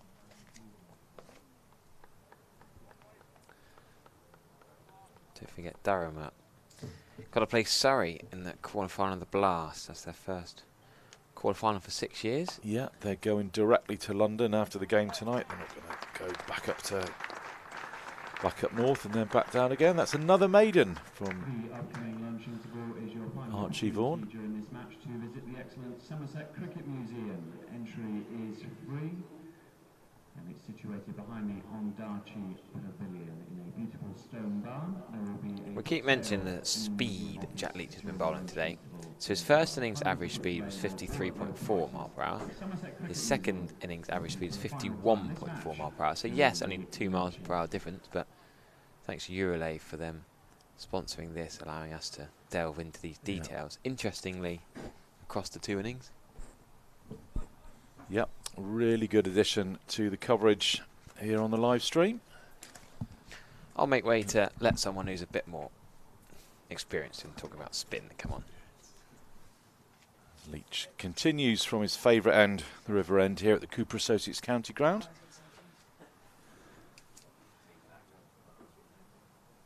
I reckon we've got about 14 minutes to go to lunch, so maybe 4 overs could be squeezed in. I don't think we're going to see the extra overs played because we may get a result. Oh, I think Craig Overton's worn that. I caught the end of your conversation about pace. I've just been watching down below. And I thought, oh, Jack's bowling a bit quicker now. Is that right? Was that right or not? Well, the speed gun, no, the speed gun says he's dropped his pace by a couple of miles an hour. This is since the first inning, so he may have varied it a little bit today, but I think he's bowled. Oh, hang on, that's only 4. Yeah. Well, it looked quite quick when I was down the bottom. When he got the last wicket. Another good catch. yeah, it's Somerset's fielding really is one of their trademarks. It's one of the reasons why they were so successful in the Blast this year. Yeah. Last year, this year and last year. I mean, there's no obvious weak link. No. It's usually a weak link. I can't find one in this team. I think when the lads come in, the likes of your Archie Vaughan or Shoaib Bashir last year, or the Thomases coming in, I think the expectation is pretty much laid out to them on day one that you have to be a good fielder if you want to stay in this team, and you have to work hard at your fielding. Yeah. Well, even I say even, but Jack Leach has made himself a better fielder than he used to be. He's so much fitter and stronger than when he started. But it's the standard of the catching that has me gobsmacked. Watching this game, 16 wickets have fallen. I can't remember a drop catch. Would you ever have your 2 opening bowlers stood at first and second slip to you? Well, I mean, I've talked in the old days. Garner and Colin Dredge. Well, actually, Colin. No, well, those two were really good fielders, actually. And Joel used to be a terrific gully fielder, and he covered a lot of ground in the gully. I can imagine. Colin was a very good outfielder. He's a good athlete. He was quick, and he didn't drop much. He was one of our better ones.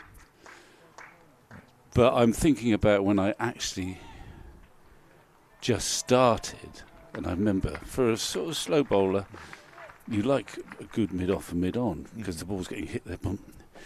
And I had, this is ancient history, but I had Alan Arthur Jones and Bob Clapp mid-off and mid-on. Now, if you're old enough, you can remember they were both about 6'3" or 4. But they were not either reliable or quick or whatever. I mean, Callum Mosley. I mean, while we're on the topic, I mean, he was a good fielder in the outfield with a lovely sort of Caribbean flick, whippy flick from the. So he was a good outfielder, but overall the standard is just amazing there. I mean, Vaughan has just switched to around the wicket. Yeah, well, that's fair enough. He's bold. I'm full of admiration for Vaughan in the way he's come in. I can't believe he's bowled this many overs in a match in his life before. No, well, he wouldn't have. I mean, club cricket, you'd be limited to sort of 10, maybe 12 overs. And he's essentially been regarded as a batsman. And here he is. He's been on target. He's only picked up 3 wickets. I mean, but he's looked the part. He's given no real easy runs. You would expect a young spin bowler on debut to bowl the odd bad ball. Yeah. But I mean, that for me is what's impressed me. Oh! Wow, Just avoided off. I don't know whether he got a hand on that. I don't think he did quite. It's gone for 4 anyway. Well, we talk about Somerset's catching. That would have been an absolutely spectacular effort beyond anyone's expectations. Yeah, I mean, I'm not sure I could categorise that as a chance. Well, we talked about having Joel Garner at slip. I think he probably needed to be about 6 foot. Yeah, I'm not sure Joel was more gully than slip. I mean, what's amazing about Overton is he's nearly as tall as Joel Garner, but the way he just nips that ball, stays down, nips it off an inch from the ground, and his reflexes are just incredible. And then, the catches, any catch off a slow bowler that close are pretty good, and Gregory taken a couple today, hasn't he? Yeah, you can't call that a chance. No, that's a 1 in 100 job. Yeah, I don't know if he got any hands on it. But he just hasn't bowled a bad ball, though, as not really, Archie Vaughan. And that's the impressive thing for me. That, I mean, obviously, he's very much to the manner born when it comes to being around professional cricket environments. So there's no kind of nerves in that respect. But even if you've got that background, I think if you're making a championship or your first class debut, you're bound to be jangling around a bit. But I think also he will sense that everyone's with him. Yeah. Just occasionally in the bad old days, not necessarily at Somerset, you thought, who's this upstart looking to take my place sort of thing. That's not off the middle, but it's a run. I think any Durham ambitions to go for this target are on hold at the moment. 90 for 6. They're going to have to be on hold for. I mean, are you at the stage where you think, well, we might as well? I mean, Ashton Turner and Bastilleda are both very, very good cricketers. Yeah, and they're both aggressive. I'm just trying to think. You get slightly confused when the 2 night watchmen come in about who's left. Who's in what place in the order. With 1 night watchman, it puts things out of kilter. With 2, it's even worse. Well, there's obviously Cars and Rain to come, who batted really well in the first innings. So, I mean, you could potentially say it wouldn't be beyond the realms of possibility for Deleda, Turner, Rain and Cast to all get 70s or 80s, which puts them within touching distance. So this game isn't won yet for Somerset. So we have left Cars in the hutch. Cars, Rain, and Hogg. Is that it? Yes. Right. So Hogg, you think, is the only genuine tail ender of that trio? Yeah.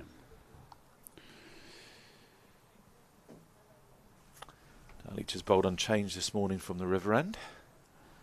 He's bowled entire innings. He's picked up 2 wickets this morning to add to the one he took last night.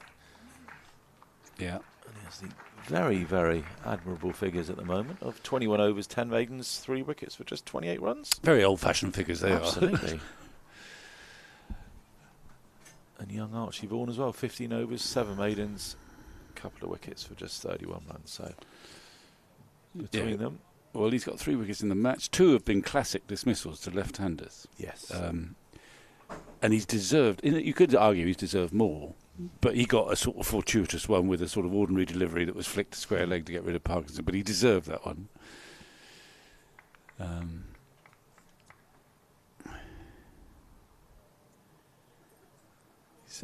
So he's switched from. I mean, look at the field he's got too. He's got no one on that offside apart from the mid-off saving runs, and yet he's managed not to yield runs. They very much are in survival mode. Yeah.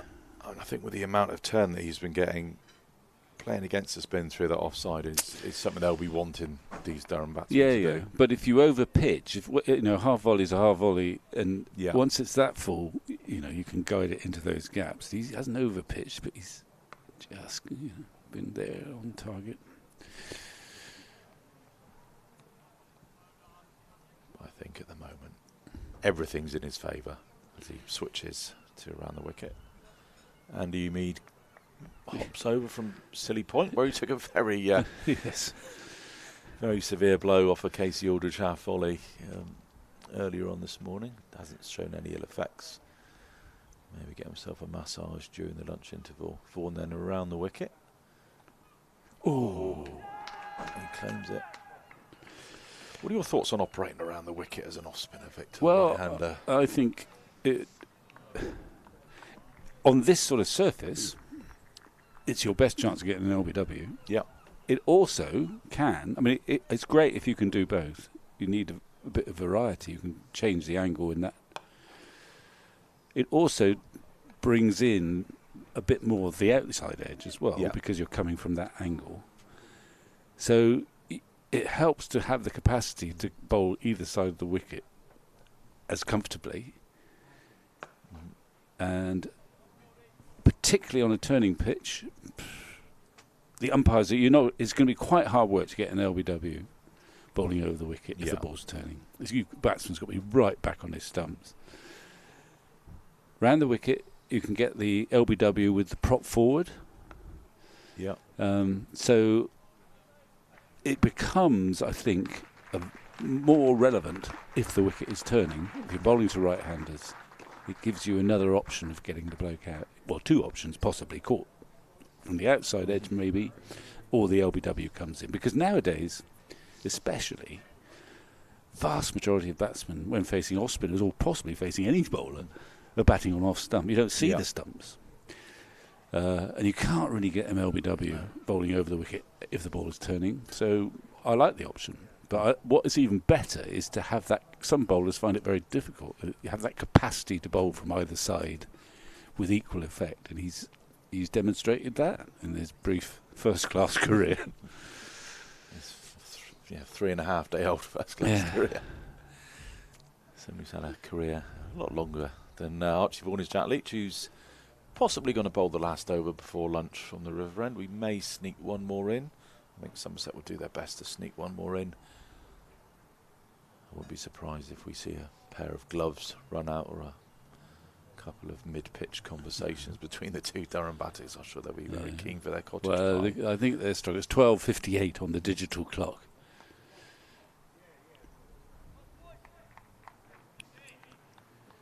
They may just get there. 4 balls in. No, I don't think so.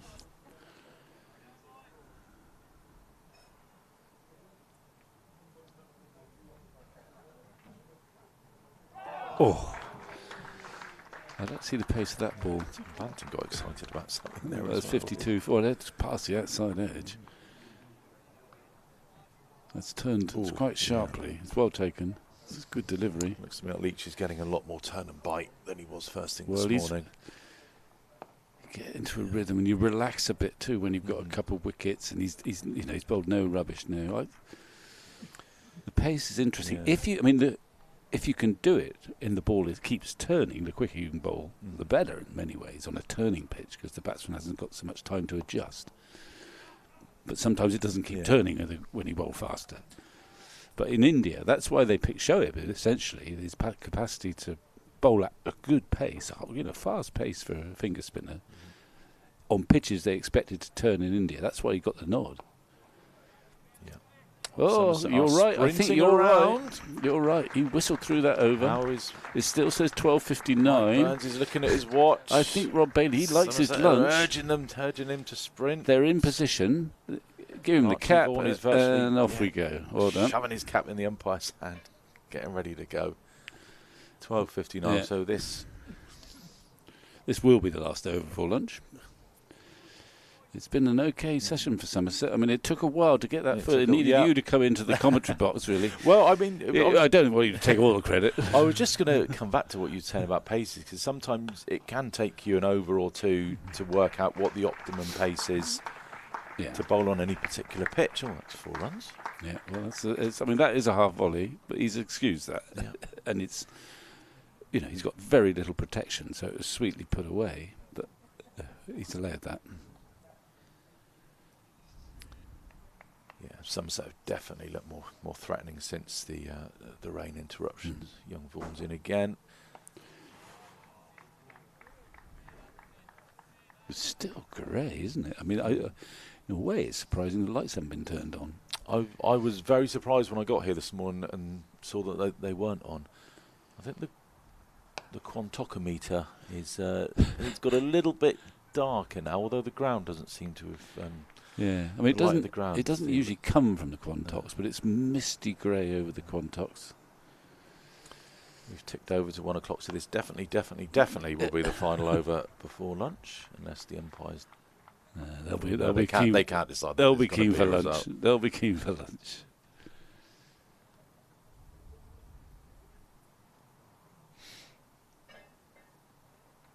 Ooh, that was a sort of needless little nurdle, really. I mean, it was, on that line. You're never going to be out LBW. No. You just want to get your bat and gloves out of the way, because either that or attack it with vigour. It wasn't a million miles away from that. This is the final ball of the morning session here. It's another one down the leg side. James Root gathers that one nice and tidily. Archie Vaughan, who's had a very good morning, collects his cap from the umpire. High five from Tom Abel. And Somerset will leave the field, having had a pretty productive morning's work. Yeah, they had the very productive last hour. They were frustrated a bit by rain, but also by the 2 night watchmen. They eventually got rid of them. And then they got Robinson, who, if anyone was going to launch a counter-attack, you'd think it would be Robinson. Since his departure, they've played very cagely and cautiously, understandably, in that situation. So there's still work to do, but it's a satisfactory morning. There are 4 wickets needed for Somerset and a lot of overs for Durham. Yep, there's still plenty of cricket to be played on the last day of this county championship match here at the Cooper Associates County Ground. We're going to pop off and have our lunch, as are the players, and we're going to leave you with an interview between Richard Walsh and Arul Sapaya for you to enjoy. Associates County Ground, we should tell you. Yes. Today we're joined by Arul Sapaya. Arul, welcome back to Taunton. Lovely to see you. Thank you. Glad to be back here. Let's go straight in where everybody will remember you for. 6 for 5 against Glamorgan. T20, July 2011. Mm-hmm. I mean, that must be one of those occasions that you're never, ever going to be allowed to forget. Well, I'm not going to let you forget it, am I? No, it was a special evening, probably quite similar to what we have here. It was a dark, sort of wet evening at Sophia Gardens. It was called Sophia Gardens then in Cardiff. And I remember warming up, and I think according to Trez, and Trez was the captain, and they just wanted to play 3 spinners. And so Kartik was one of the spinners, Max Waller and myself. And we won the toss, I think, and fielded first. And Kartik opened the bowling. First ball, Joss was keeping. He pitched it outside leg stump and hit Joss's right shoulder. Right. So it spun a lot. Yeah. It was a very dry wicket. But anyway, so it was I didn't come on to bowl till probably after 10 overs. Right. Yeah. I think Trez was like, just chucked me the ball and said, look, just get a couple of overs in, go as little as possible, and then your job is done. So fair play, I'll do that. I ended up taking wickets, oddly enough, and yeah, it was just surreal, you know, the whole how it all just happened within a space of 3.2 overs, and yeah, I mean the pitch did offer a lot of assistance, but you still had to put it in the right areas, and yeah, it was an incredible evening, which I will never forget. And this was the world record, and was only recently beaten, wasn't it? Yes, that's right. Yes, only quite recent, as probably about two years ago. Yeah, 2 years ago, and that as well. There's a story behind that, and I came back from the supermarket and put on the TV, and Leicester were playing against Warwickshire, and is it Colin Ackerman? He was bowling. I think he had got 4 wickets then, so I was watching it, and then he got this 5th wicket, and I was like, I think my record could be broken here, and then he got the 6th one, and by then Warwickshire needed, I don't know, they needed pretty much six every ball, and I think then he got his 7th wicket, caught in the deep mid wicket. I think it was Jeetan Patel, and and that was it really. Which, I mean, records are there to be broken, but then straight away I messaged Colin Ackerman to say, many congratulations, and celebrate it while it lasts, cherish it, and it's all good. Yeah. So you held the record for 8 years. Yeah, that's right. Yeah, I've given a lot of people hope. I think there's been a lot of figures that are very, very close, and actually it won't surprise me that someone will take 8 wickets. I think you just need to get on a roll, and why not? I mean, like you just saw Sydney Thunder being bowled out for 15, about 3 weeks ago, which you never thought that would happen in a professional setup. But yeah, I think getting 8 wickets is possible. You never know. So let's go right back to the start. How do you end up coming to be part of Somerset? Because you were born in Kuala Lumpur, at Malaysia. How does a lad like you end up playing for Somerset in the first place? Yes, so I was very fortunate. I gained a cricket scholarship to Millfield School, which is obviously based in Somerset, and I started in my third form, so age 12, and obviously the most sensible option was to come through the Somerset setup, the county age groups. So I just played for Somerset since under 12s, under 13s, worked my way up, and that's how I ended up playing for Somerset. And I'm pretty much a West Country boy, even though yes, I'm from Malaysia, but I've been here for 28 years. So I was at Milford for 5 years. I did my A levels under the and I had very, very lucky to have coaches like Mark Davis, who was a former Somerset player, and Richard Ellison as well. And straight after school, I went to Exeter Uni, which is just further down the road, further southwest. So, and then straight after that, I was with Somerset. So I'm pretty much a West Country boy, and I played for Devon as well. For a couple of years, which I definitely helped me in my progression as a cricketer. But yeah. Just by being at Millfield, and I know it sounds silly, about 8,000 miles away, but then, and that's how I ended up playing for Somerset. Who was in your sort of year group that you played through with, who people would have known? Yeah, so Wes Durston, right, James Hildreth. Yeah. So James was 2 years below me, academic years. Wes was maybe a couple of years above me. There was Max Waller, Craig Keyswetter. There's quite a few names. I remember when I started at Millfield, I will still not forget this. The first match I went to watch Millfield first 11 playing, I swear the keeper was probably about 5-10 yards inside the boundary. Right.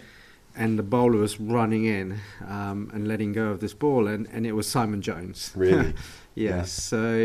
Yeah. So I was lucky enough. Simon Jones was there, Dean Kosker. Yes, so yeah, there's a lot of cricketers that have come through from Millfield. Very fortunate for that. There's a lot of names that to mention. Yeah. And obviously, it wasn't easy though to break into the team here, was it? You sort of had quite a period of trying to get in and not quite get in there. Tell me about that period of time. Yeah, it was difficult. I mean, there was a lot of competition, and I think the only way that I could get in was to actually open bat in the top 3 for the second team. Yeah. And so I put my hand up and said, look, I'll open. And I actually then transformed myself to be an opening batsman. And by doing that, that gave me a small window to get into the first team, an opportunity to get in. And, that paid dividends. And that's how I really got into the first 11 was actually transforming from a middle order player, at school. There's this running joke that, I got 4 years running. I won the fastest 50 competition. Yeah. So I was definitely a stroke player, someone that would get on with it. But then for me to get into the setup, I had to just transform or put my name in the hat to say, look, I'm going to open and challenge myself. And that's how I got in, really. Yeah. You were a pretty sharp fielder, though, weren't you? I've seen you take some pretty good catches over the years. Yeah, I've always that is one of my strengths, was my fielding. Always it was all down to pride and attitude in fielding, and I really enjoyed it. And I must admit that I myself have kind of surprised myself. I've taken some spectacular catches over the years, but for me it was just something, whatever way I can contribute to the team. And actually in 2005, when we won the T20 Cup under Graham Smith, I got in the team because of my fielding. Yep. Simple as that. Because I think it was again at Cardiff. I came on as a 12th man, and I think I took 3 catches, and the last catch was a running diving catch from long off to mid off, and it was to save the match. Basically, it was a tied match. Yeah. But after that night, it was like, well, yeah, you're playing for the rest of the, because of the energy that I brought. So it was something that I really, found quite easy to control, and so I really enjoyed it. I think I remember you playing at Northants and doing a stunning piece of stop in there. And you were one of the first people I remember used to wear long sleeves. Yes, that's right. You? Yes, I always wear long sleeves fielding, simply because I would be diving everywhere. So it was just a protection for my skin, really. I know now that you got tuber grips and all those things, but I used long sleeves, and that's what I would pride myself is basically just to stop everything that comes my way, regardless of anything, and I thoroughly enjoyed it. Yeah. Let's talk about red ball cricket, particularly for you. You had one very good season, didn't you? 2009. Yeah. Tell me about that season. Yeah, I think it was a build-up from a couple of years before that, from sort of 2007, really. I felt that I was playing good cricket in 2007 and, wasn't getting the opportunity. And I think 2007 was when we came up, right, from we were champions of Division 2. So everyone was playing well. There was no need to change the team. We were on a high. But I personally thought I was playing quite nicely and doing as well as I could. And then 2008 was the year where I actually found, that I had the opportunity to play a few first team games, and actually made a difference. And I just took it with me, I learned as much as I could over the last 2 years. And 2009 was again, I think it was pre-season, all down to pre-season. And and I got a lot of runs over pre-season. I think I made a couple of hundreds or 300s in 3 pre-season games, which meant that I guess I didn't give a choice, for the selectors of the coach, captain, who to go with. So I suppose they went with me, and 2009 was my best year by a long way, and really enjoyed it. To be sandwiched in between Trescothick and Justin Langer, open with Trez and Justin Langer at number 3. So that was quite, I was a bit starstruck. But I just went about doing my job. At times I would go like, well, Trez is playing on a different wicket. But then I just had to do my bit. So I think as a pair we worked really well. We bonded really, really well. That was the year of the game with Yorkshire down here. Tell me about that. Oh, that was a spectacular match, wasn't it? Yeah, it was. I think we were chasing 470, 475, and I remember Yorkshire. They batted the last morning as well. Batted up to sort of lunchtime. And they may have had 20 minutes at us before lunch. So we had essentially 2 sessions to get 475. In all honesty, we just went out there to bat. We just batted, and obviously Trez went off like a bullet, and I did too. And I think we just kept going. And I think that's when I sensed, sort of at tea time, I sensed that the fielders, the bowlers, the captain, of the opponent, Yorkshire, they were kind of they were panicking a little bit. They were not quite sure, and I sensed that actually, the game is there for us to win it if as long as we, hold wickets and continue what we're doing, and we still had a massive, massive task. But that gave, I remember Langer, David Stiff. Yes. Stiffy. He came in at number 3. Yeah, he came in. As a pinch hitter. And my God, I think he made 49 of like 20 balls, and I think that shifted the momentum as well, massively. Yeah. Or showed our intent to actually, we want to win this match. And then Triggs at the end there to get a ton. That was unreal. So it was just set up for him. It was one of Trigo's innings, wasn't it? It was just set up. It was just brilliant. It was amazing. I think, I don't know how many people were in, but I think you definitely got your money's worth. That was one of those never to be forgotten days, because you got 131, which was your career best at that stage. Yeah, at that stage. Yeah, that's right. And that's when I sensed actually we just got to take a few more risks, and it worked out really well. And I remember coming off, getting out, and going, guys, I think we can win this, definitely. So I think there was a belief there. And I think I remember Xander hit the winning runs, and it just poured with rain after that. So, like it was meant to be. Yes, exactly. Yeah. So I think since then, teams have been quite reluctant to set anything below 500. Absolutely. That was a special match. It was. And then 2 years later, you had another good season, didn't you? And you opened the innings against India with somebody again a bit special. Yes, Andrew Strauss. Not very often you can say that you've been opening with international superstars. Again, he was against superstars. Yes, against big superstars. Yeah. One of my idols, Sachin, who I've always followed from a young age, and that's probably the main reason why I played cricket, really.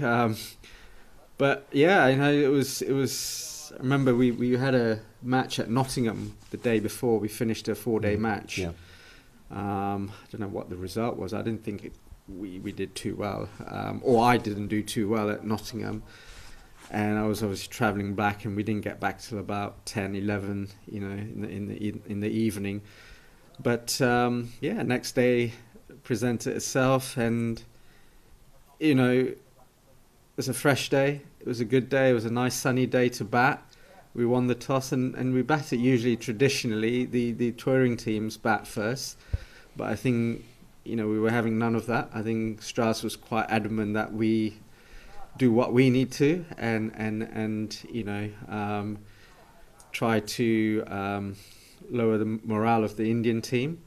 And I think we did well. I think that whole situation. I remember batting up to lunch, and I struggled. I wasn't as fluent. I was probably about 30, 40 not out at lunchtime. And then all of a sudden after lunch, it just clicked. Everything just clicked into gear, and it just starting to flow. Everything just started to flow, and by then, it just became, just really lovely to bat on. It was good. Yeah. And what's it like batting with people like Trez and Strauss and Langer, and you've been lucky enough to play alongside in the opposite end to lots of big names. I mean, what's it like batting in the best seat in the house? Yeah, I mean, you learn a lot. I think the key here is not to play like them. I think you've just got to play your own game and trust your game. So batting with Trez was amazing, purely because we, not so much, his quality was obviously very, very different, a much higher caliber. But I think little things like we pick up on, like watching the bowler, how they hold the ball, what they were trying to do, which way they're trying to swing, whether it was reverse swing. So we would convey all those, and actually I think for me that was the partnership. It was about giving as much information as possible to one another, and then it was up to each individual to use that. So it wasn't so much about how you play or, this is what you have to do. It was about just, trying to pick their brain and going, okay, yeah, maybe what about me doing this? And just, so I think I found that really helpful with Trez, and in a lot of similarities in terms of actually the process of batting. Yeah. Not so much batting itself, the process of it. And then on the other side, Langer, who was simply amazing for me. I think he played a massive role in my development. However, if you played a miss a ball, he would come down the wicket and tell you off, and go, come on, concentrate, next ball, So every ball was like a golden ball, which I understand because you only get one chance. So there's no right or wrong way, but I think you've just got to find what works for you. But I think for me, playing with these superstar big players like Andrew Strauss again, he was very level-headed, very calming influence. So you just got to pick their brain rather than replicate what they're trying to do. Because I remember at Warwickshire, I came off laughing, but it was a tough wicket. We won the match. I think it was 2012 possibly at Warwickshire. And it was a tough wicket, but I got it just on the stroke of lunch, and I only made 2 runs. So I batted a whole session for 2 runs, and I think Treswell was on 70 odd already. But funny enough, I came off and I just sort of just had a giggle because I had to. You would have thought I'd nick one for 4 or whatever, but I just couldn't. But oddly enough, I got a lot of praise for that innings because that set up for other players to come in to, and obviously Trez was playing on a different wicket. I found it really difficult, but it just shows you that you just got to go about what you stick to your strengths, and just also at times appreciate what's at the other end. Obviously Trez took a lot of pressure off me, which was amazing. Yeah, and obviously, being in best seat of the house with people like Tendulkar and Dravid out there. I mean, what was that like, being so close to them and watching them play? Yeah, starstruck. Yeah. I remember Sachin walked into bat. I was like frozen. I was fielding at points, and I was like, oh my god, I can't believe my idol is coming in, and all how his routine, his tap this, tap that with his bat. I just very fortunate to play against and with these superstars. Like I remember Ponting playing here, of course. Graham Smith. Yeah. We've had some big names playing for Somerset. You know, the likes of Kieran Pollard in T20. I think it's about just learning from them, because they've got all the experience. They've seen it all. There's a reason why they are the best. So I think it's just, you know, even when Hashim Amla played for Nottingham, I went into the dressing room and spoke to him for a couple of hours just to pick his brain, just to obviously work, you know, find out how to be more successful. You know, and not everything works for the individual. You've got to, you know, pick what is right for you. But you know, there's no harm talking about the game. And all too soon it came to an end for you, didn't it? Because you had injured knees and you had to pack up in 2013. Yeah, 2013. Yeah, so sort of like 4 years on from my sort of best year. I've always struggled with my knees. I've got patellar tendonitis, so it was very difficult. I mean, I've had it, you know, long term, and I think it just got to a point where it was sort of affecting my day-to-day living, you know, my lifestyle, and you know, like driving, you know, sitting down to have a meal, you know, I was in agony, or even just, you know, walking around and stuff like that. So, and unfortunately, and you know, that's something with professional sports. It's a short career, and you know, these things happen. I thought, well, actually, I need to look after myself, and obviously with the advice of the surgeons that I saw was best that if I just, you know, retire and look after my knees and you know, go from there. So, I mean,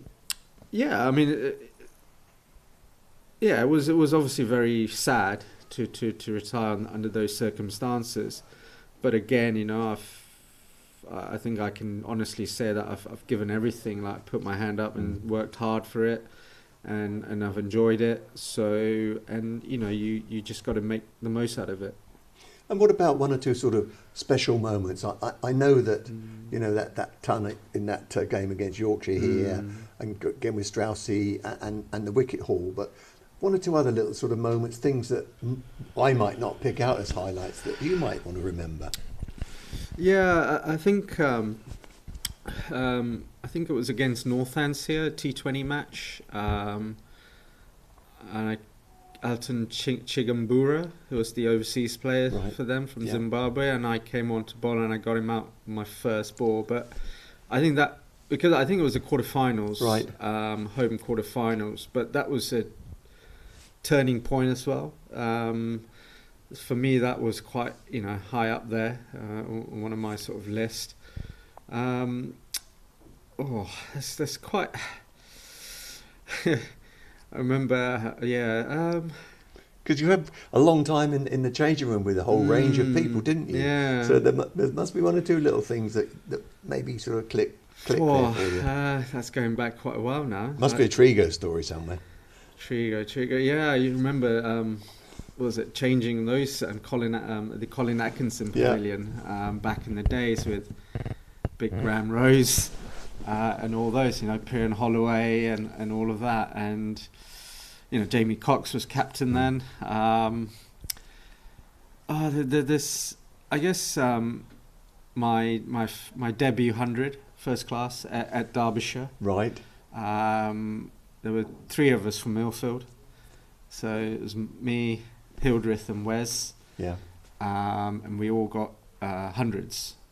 So you know, that was Wes's debut maiden 100 as well. Right. Mine too. So that was quite you know, something unforgettable, which was, you know, a very proud moment. I don't know. You should put me on. It's a very good question. There's a lot. I think, if anything, you're right. If anything, it's more things like catches that come to mind. Like I think in 2005, Shah Willoughby was bowling, and what's his name against Gloucestershire? Craig Spearman ballooned up one over covers, and I pretty much sprinted for about 40-50 metres and took a diving catch in front of a packed house. I think that's the day where we made the world record, 250 plus That was with JL and Cameron White. And I yes. remember Cameron White hitting a ball to the gates here. He was a good player. He could hit big balls. But it was more about moments of like catches and stuff like that, rather than sort of like again taking a catch. I remember it was at Hampshire in the finals day. We tied the match. Yes. And then Never forget that one. Yeah, and it was at Warwickshire, and Afridi was batting, and it was a sky, and I took the catch at dead mid wicket. So again, that was a sort of a contribution, in front of big crowds, and And let's just talk about a development that happened whilst you were playing, because you were playing before T20 arrived, weren't you? That's right. So I mean, what was the attitude of people then? I mean, what was your thinking? I mean, now we've taken it just for granted, don't we? But I mean, back when it started, there was, what was the general feeling about in the game of people like you towards the T20 game, which was completely different? Yeah, it was. I think it started in 2004, Three. Yeah, that's right. Yeah, 2003. I think Leicester were the team to beat, right? I started 2001. Yeah, around there, and it was all very new. It was still unknown, but I think when I played, we had a squad of players that would play in all three formats. Yeah. And that was the difference. Yeah. We had to adapt our games to fit in. So I remember playing, a 4-day match and then a 1-day match, and then, trying to adapt to T20 as well. So, but whereas now, the difference now, I think there's separate teams for each competition, if I'm not mistaken. So essentially a different squad for each competition, and so players are able to come in and out, but whereas then I think everyone had to just adapt whatever the conditions were and for you to play. So for example, like me, I was opening the batting or batting the top 3 or whatever, but then I found myself batting at number 7. But then I had to adapt to white ball cricket, so I had to learn about death hitting, so I might go into matches where I require a runner ball, or where it's under tight situations, or where there's only 2 overs left and I have to try to slog it. So I think my role was quite different as such when red ball and white ball. So I had to, red ball cricket opening was completely different. So I had to adapt quite a lot, and I actually found it okay. I actually found batting at number 7, 6 down the order in 1-day cricket actually not bad. I found a niche there, and obviously I could bowl, half the overs or, my full quota. So it is, it's difficult. I think, I think back then, it was. It's only 20 years ago. But it was back then, aren't we? I mean, like, I don't think we were looking at big scores. So for us to get that 250 against Gloucestershire, that was a huge total. But I think, generally speaking, high sort of 180s, 170s were good scores. So it was still relatively new. But whereas now, I think players just go hard at it from ball 1 to ball 120. Every ball, and there's no fear. Whereas I think back then there was also like, I've got to play well to keep my place in the team. So whereas now I think it's just go hard, So, and I actually can't keep up with the number of T20 tournaments that's happening. Like it's everywhere. There's a lot. Like today, the South African T20 series has just started. So it's a lot. Exciting times. If you had your time again, would you do it all over again? Yes, most definitely. I think that there's things where you learn throughout your career, and if anything, I would probably just probably take it easier during training days. I train. I wouldn't say train less, but I train smarter. So save myself for matches, and actually I wouldn't try to put too much pressure on myself. Because at the end of the day, it is a game. You've got to enjoy it, but I think. Definitely. There's areas where you tweak and change, but I think generally speaking, the whole lot. Yes, I'd love to do it. Yeah, I'd love to do it again. If you had to choose one format, what would it be? I'm a purist. Question. Yeah, no, it's Red Bull. Yeah. Red Bull for me. Look, cricket evolves. So do human beings and everything. But I think for me, I judge a cricketer or like to judge a cricketer based on Red Bull, first class Test cricket. But yeah, because for me that's the purest form. It tests you with everything, character, tactically, technically, everything really. And there's opportunity for you to also get big runs. And it was difficult. 4-day cricket is not easy. I mean, yeah, Test cricket. It's the reason why it's called Test cricket.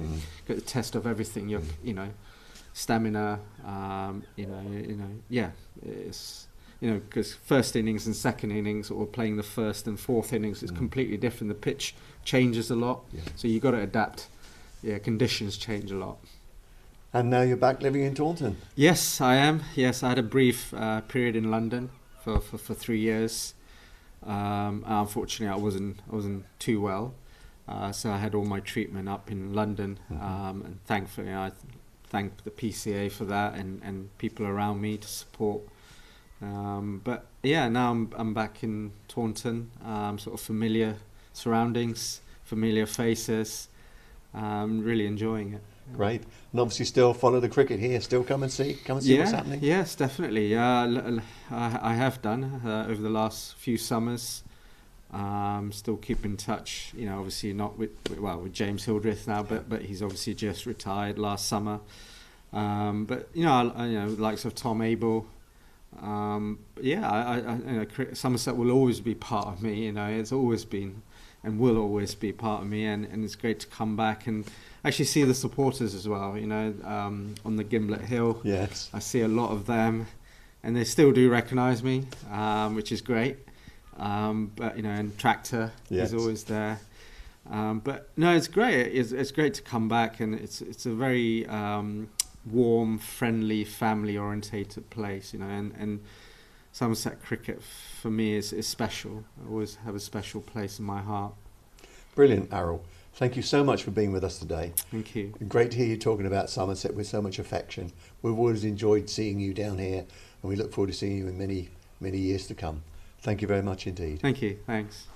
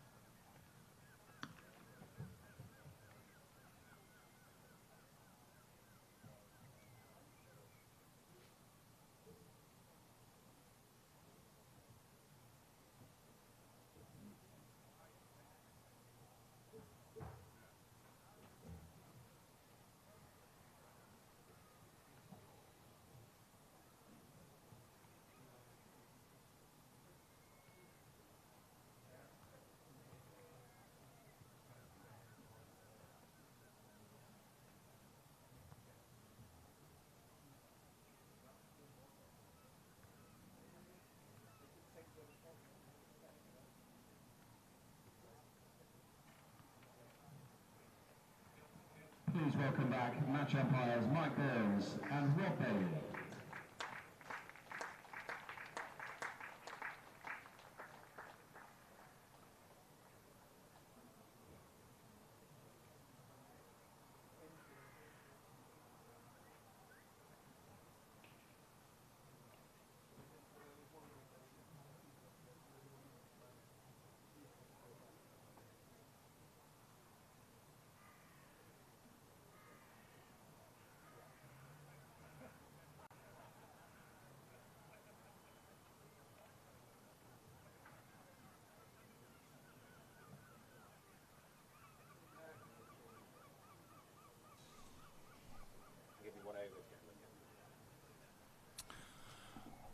Welcome back to the Cooper Associates County Ground.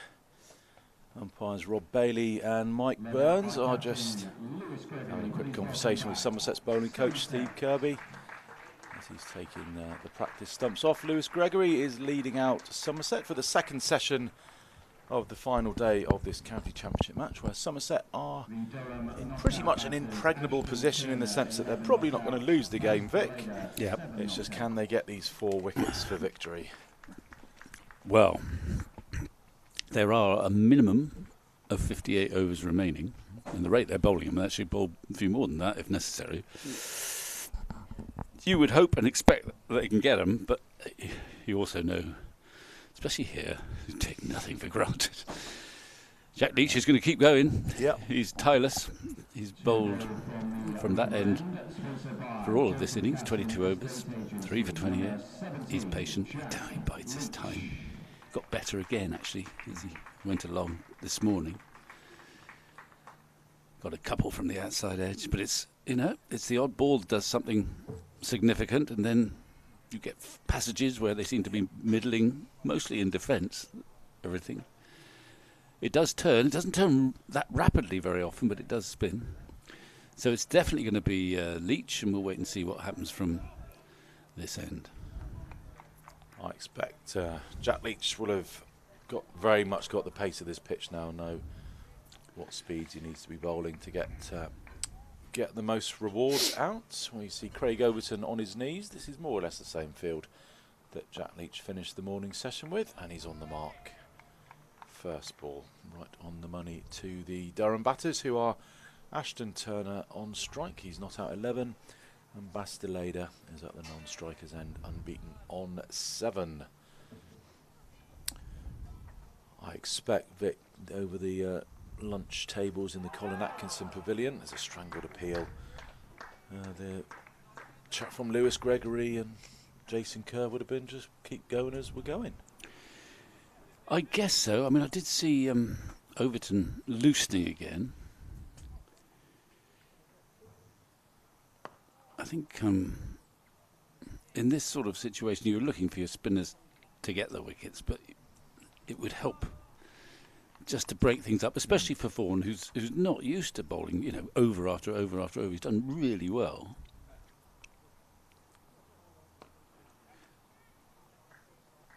But you might end up putting on, just for 2 or 3 overs, just a change of pace. There's nothing there really for the pacemen, but just a different proposition, and if nothing happens, you can revert again to the spinner. So it wouldn't totally surprise me if we have a seam. Although I'm looking at Archie Vaughan at mid-off, and he's doing, not that he necessarily leads them, but he's doing a few little loosening exercises, or he was. Just break up that rhythm, because they would have faced a lot of Vaughan and Leach this morning, and it just helps to disrupt the batter's rhythm, I guess. Yeah,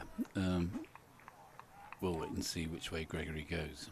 Tom Banton's coming at a 3rd slip now, so we have Andy Umeed at Silly Point, Banton, Overton and Gregory at first, and that one's, Turner manages to thread the needle and get it between them. There's no run though, as it goes to Lewis Goldsworthy at point. It's going to be Overton. Still looking for his first wicket, but he's taken about 5 brilliant catches, so he's been very influential out there. He can be more than satisfied with his matches work, but he's been absolutely incredible in the field. But he'd like a wicket too, and it is hard work for the seamers. I mean, I guess he'll try a little bit of him, but no more than 2 or 3 overs if nothing's happening. There's always Goldsworthy. He got a wicket in the first innings, and I'm not demeaning Goldsworthy, but there is the possibility that the batsman just relax a little bit. This is the gentler option here. And he got a wicket in his first over in that first innings. We've got Andy Umeed as well. And Tom Banton can bowl a mean break as well. Well, yeah. Andy Umeed didn't do his credentials a great deal of good in the first innings, I must say. When he bowled 2 rather ugly overs. But That's the problem of being a sort of casual off spinner or a semi-professional. So we've got short leg, Tom Banton in, Gregory at a slip, I think that's Casey Aldridge at a gully, and Andy Mead at a leg gully. They did try a bit of leg theory earlier on this morning, just didn't seem to be the pace in the pitch to put the night watchers, as it were, under the trouble. As there we go, Craig Overton drops short. Lammonby got a bit of a hand to it at mid-wicket. 3 of them will converge on it. Thankfully they don't run into each other, and Archie Vaughan gets it back into James Root. Yeah, the short ball theory this morning was actually against the 2 night watchmen, who you would think would be more vulnerable against that sort of attack. You would also think that this pair of batsmen would not be necessarily on this pitch too concerned by it, but they are setting a field that gives Overton the option to bang it in and just see what happens. There's Lammonby now gone right back to the square leg boundary. There's a wide long leg, there's that leg gully, and Banton with his helmet on at orthodox sort of mid-wicket. Lammonby will need to make sure he doesn't wander here, because if he does transgress behind the square, it will be a no ball. He's already got Umeed at the leg gully. Archie Vaughan down there in front of the square. I wonder whether that was a... Can you get no ball for height in championship matches nowadays? Or whether that was a foot no ball? Over shoulder height, I think you can get that. Yeah, well, that might have been a no ball for that. I thought I saw Mike Burns stick his hand out. One is on the money, full and straight from Craig Overton. Well, that did bring up the Durham 100. They're 101 for 6 now in the 46th over.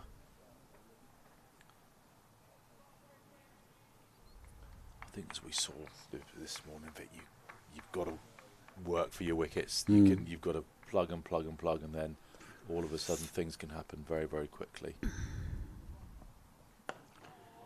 Yeah, I mean, it is hard work. You can't easily see the obvious route to the seamers getting a wicket, apart from it being unusual to face one.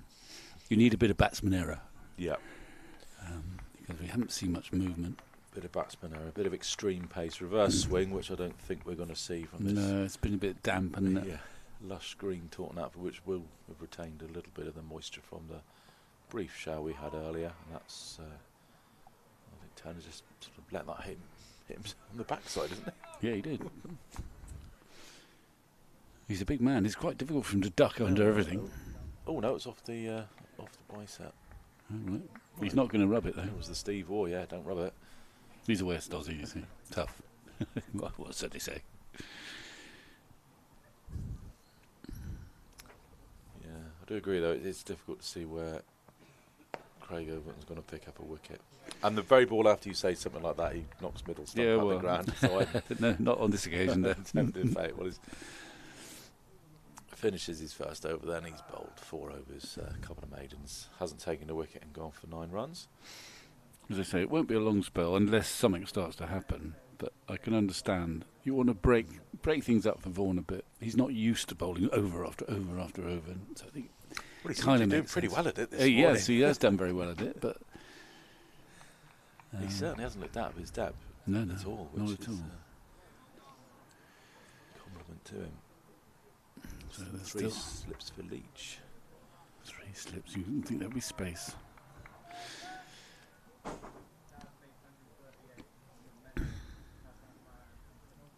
Could you get one more in? Don't think you could. There's no short legs, so that's the only real gap that they're leaving round the back as Leach is in again. He's bowled unbroken this innings. Club cricketers from the 90s will be familiar with somebody bowling 23 overs from one end out of a 46 overs. Yeah. Leach is now into his 24th. Just squirms off a thick outside edge and they'll take the single. 102 for 6 now. Well, I think I've experienced that briefly because I played a few games at Heathcote's in the 90s, and Stuart McGill Yes, arrived from Australia. 97, I'm going to say that was. Well, I can't remember what it was, but it was in the 90s, and I knew the Townsend family from. So I played They played some league games on a Sunday when I was available. Yes, in the double league weekends. Yeah. And I know McGill spun it miles. Yeah. And I think I played in the first game of the season where they opened the bowling with a couple of seamers and then put McGill on after about 8 overs or something. Thereafter, I don't think they ever took him off. No. he would take the new ball. That's a bad ball. That's a bad ball, and it's hit for 4. And that would have been 97 or 98 time. Yeah, I think I remember he was. He didn't quite make the full season. I think there was a very good reason for that. I think he was banned. He disagreed quite vociferously with an LBW decision that was turned down. Yeah, and he lasted a lot longer actually in the Devon League than in the Lancashire League, where I think he lasted about 3 or 4 weeks. But what a bowler he was! I mean, he spun it miles both ways. Quite hard work for our keeper, who was never quite shot. He bowled quite a good pace too. So that combination. People saying it was the googly that got you, because he just set you up with leg break, and you think, I'll leave this. Oh, and he always bowled me a half volley, and it's through the gate. But he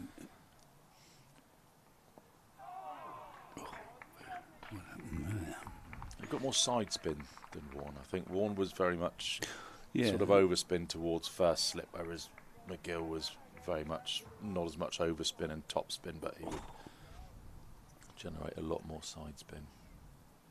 Yeah, I mean, he was in one sense, he was unlucky to play in the Warne era, and yet he got over 200 Test wickets. Amazing. And in another, and you could argue that he had a better googly than Warne. Certainly after the Warne shoulder op, he did, yeah. So, I mean, they were blessed. He played one Ashes series when Warne was either injured, banned, or one of the other. That was 98, 99, wasn't it? Yeah. So he was a very gifted cricketer. Interesting character who's had his ups and downs since then. Yeah. But he could be absolutely charming one minute, and then suddenly the fuse would go and stuff happened. But my goodness me, he took us by surprise when he saw the first few deliveries fizzing down and turning miles. Overton then just pushes Delader onto the back foot. What's happening here? We've got. Well, there's so many people on the leg side that the umpire's coming over to. Yes, he's going to keep. He's going to keep an eye on Tom Lammonby's situation. He's marking his position out there. So both Lammonby, who's at deep square leg, and Banton have got to make sure they stay in front of the wicket. Well, Banton should have the lesser excuse because he's got the crease lines right by his feet to guide him. But I think I saw Lammonby dutifully making a mark down there. It zipped through quite nicely, but it was easily played by the leader. I mean, there's all sorts of stumps and balls and stuff. He can maybe just grab one and put it on the boundary line, just outside the boundary, just as a physical mark, just so he's got no excuse.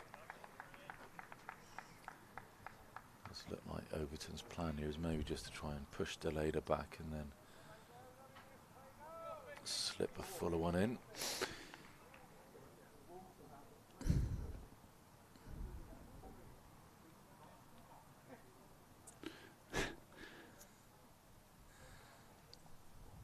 According to the board, Somerset are bowling 30 overs an hour, which is... Well, no, I don't think that's 30 an hour, but I think they're 30 in credit. Oh, I see. Not... I'd never know what that really means, Victor. Well, I'm never quite sure, but I don't think it means they're bowling 30 an hour.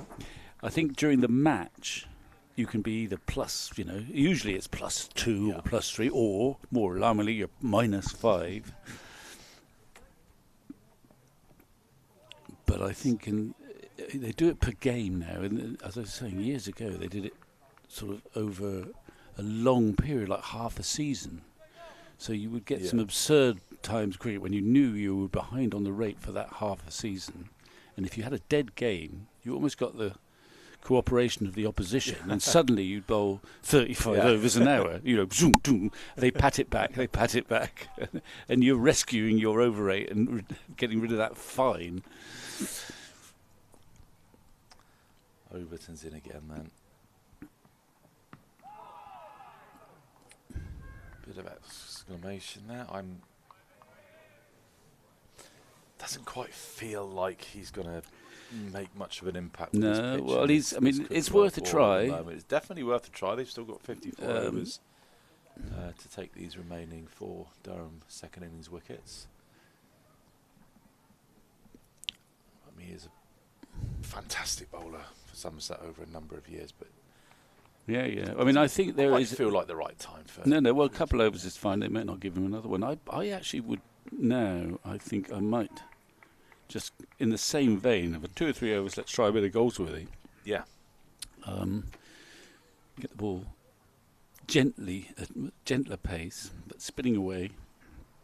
Not quite such an attacking field, because he won't bowl as accurately as Leach, but he might induce a little casual error. In the last over, Leach did bowl that one that went past the outside edge, turned quite sharply. It doesn't happen all the time. And another factor with Overton is Somerset have obviously got a pretty busy September coming up. Well, they got yeah. The last thing they need is him doing his hamstring or his back, flogging himself, trying to get something out of this. Yeah. Well, he's only ball. He's bowled 5 overs. He's only bowled 5 overs in this innings, and he probably bowled no more than a dozen in the first. So that, by his standards, is a pretty modest workload. But you're right; he'll be key man come the quarter final of the T20, which is this Thursday. This Thursday up at Wantage Road. Mm-hmm.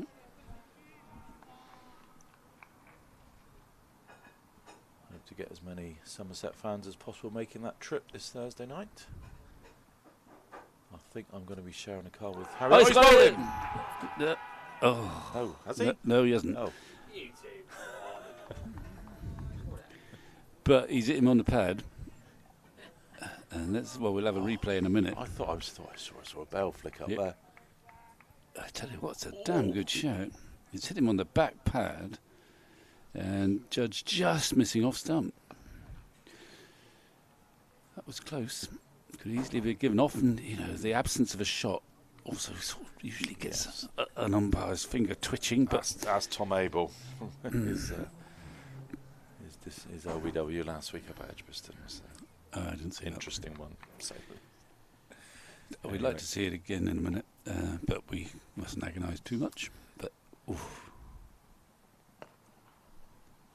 in, quicker one from Leach completes the over. 49 gone now. Durham 108 for 6. Just looking at the Leach speeds, it's just ranges between 52 and 49. Maybe the one that hit the pad might have been slightly quicker, but it didn't turn. Overton's going to have one more. Yeah, he's going to continue from the Marcus Trescothic Pavilion end.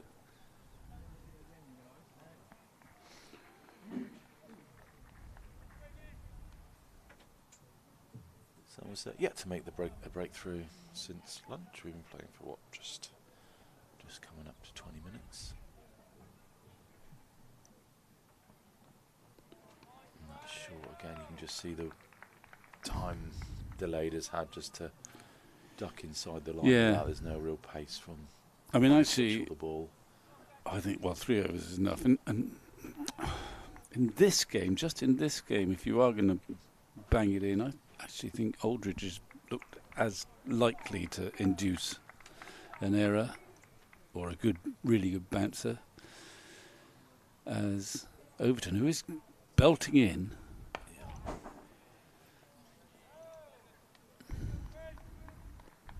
He's certainly given it the full beans. He's not just rolling up and trying to pop it on a length. Well, he always does in his own way, really, but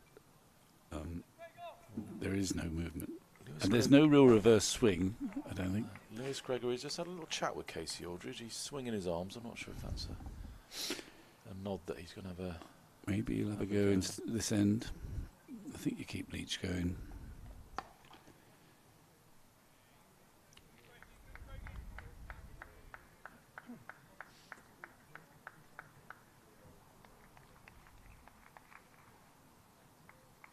it's very much a sort of leg theory type of field. There's only the 3 men on the offside trying to get it in somewhere, and sometimes around sort of shoulder, chest high. But I think with the lack of pace in the pitch, it's got to be absolutely inch perfect Yeah. to induce that mistake. just brought in Lammonby. He's been on the boundary at square leg about 25 yards. So, well, you can clear him now if you like. No, he's not. He's quite right too. Yeah, all the time in the world just to sway inside the line of that, which I think maybe if you're going to try that, Aldridge might be a better bet. He's probably not got the accuracy of Overton, but he's got that little bit of extra height and that little bit of extra pace. As I said previously, don't really want Craig Overton flogging himself with the September that we've got coming up. He's going to come round the wicket now. This is clearly the last over. You always experiment, and what you think is the last over is a desperate attempt to make something happen.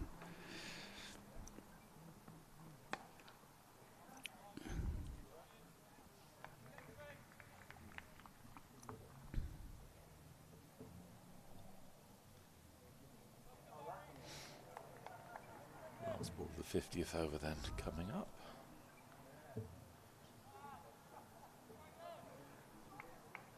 Promised I wasn't going to keep too much of an eye on goings on at Trentbridge, but Rory Burns has just been bowled by Ahmed Jr., who's, well, we talked about Archie Vaughan having a fantastic first-class debut. Young Ahmed's having a pretty good one as well. He got 7 wickets in the first innings, was it? He bowled a lot of overs too, didn't he? Just update you what's going on at Trentbridge there. So we're 256 ahead, and they've got 5 second innings wickets remaining. So, I mean, I think in that game from a massive distance,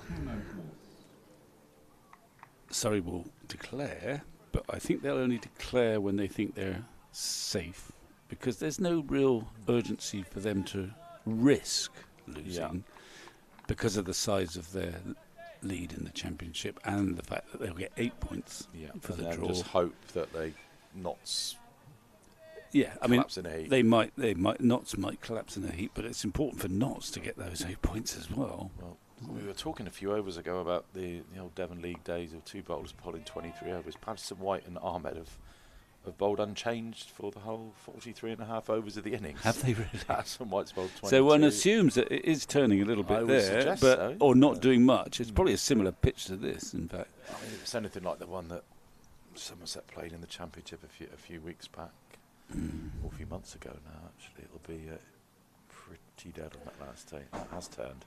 That turned from a bit too wide. He did well to leave it, actually, but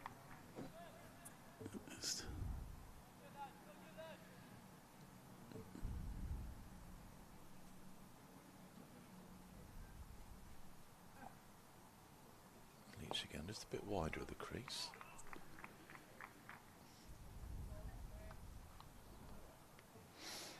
How much are you looking to vary what you're doing now, Vic? Are you thinking I need to go straight and then I'll go wide and then I'll fire one in and then I'll give him the arm ball, or are you just putting the odd one, the odd variation in every now and again? I think the odd one rather than massive variety. But I mean, the basic principle is when it's turning. Now it's not a raging turn of this, but the odd ball is turning. If there's spin there, there's turn there, you don't look for so much variety. You just keep thinking it'll happen, because the odd ball is turning. Not everyone, but the odd one. So you're less inclined to vary it. If you're playing on a track that's not offering anything, then got him. That's the way to do it. I shall emphasise this point now. Let's have a look first of all. That's obviously turned and bounced. It's Craig Overton with the catch. Who else? Of course. By his standards. Was he on his knees? No, he wasn't. No. But there you go. You just keep them. This is what I'm more or less suggesting, that if the odds are in your favour as a bowler, i.e. it's turning, if not consistently, but it's turning sometimes, the pursuit of variety is not really necessary. You might have to be patient, but you know that the odds are in your favour. Yeah. So you don't have to risk bowling, all sorts of clever variety. You know in your heart of hearts, if you keep bowling well, staying patient. This is what Leach is so good at. He doesn't get flustered when he gets sort of relatively long wicketless spells. Just look at that from Craig Overton. Yeah. He's happy with that one, I think you can say. And that's turned quite a lot. Just having a look at one of those replays, that's turned quite a lot. And, he's not really done anything wrong, Ashton Turner. And that's what will worry batsmen, that you can come in and you can defend, and then one day, once you're going to get that ball that turns a bit more quickly, that one more or less took the shoulder of the bat. One of the simpler catches for Overton, actually. Yeah.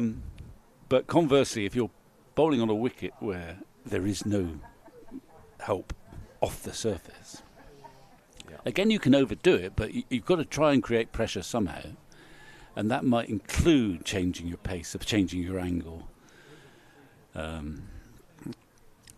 Trying to toy with the batsman, toy with your field. You needn't have messes. You've got to put pressure on them somehow. And that's why, if you go to India, that's when Shoaib went to India. One of the reasons they've picked Shoaib is that he has the capacity to bowl at a real good pace for a finger spinner. So when it is turning significantly, the quicker you bowl, if you can still get it dipping and fizzing, the better, because the batsman's got less time to adjust. Absolutely. Anyway, so Leach's patience rewarded again. He's got 4 for 37 now, and that's prompted Overton, and indeed Gregory, to carry on. The new batsman is Cast, who of course scored 100. I think he'd be less suited if he's minded to play a long defensive innings. That's not really his forte. I mean, he hit some terrific shots. Having these two night watchmen come in last night, you might think, 7 down, we got number 9 in, but number 9 scored a pretty good 100 in the first innings. Yeah, and still work to do. And Ben Rain, of course, got 50 or 60 as well. But in aggressive manner. They're not necessarily suited to the long defensive innings. We'll see. We'll see what Cast does. So, I've warbled on, but I quite... if you're Leach at the moment, you're not looking to be too clever. Just keep firing, not firing it, but landing it in that spot, in the knowledge that probably something will happen. Not the pitch misbehaving, but the stars align if you get the seam in exactly the right place, and it just dips perfectly, and you're away. Overton's staying around the wicket then. That is a...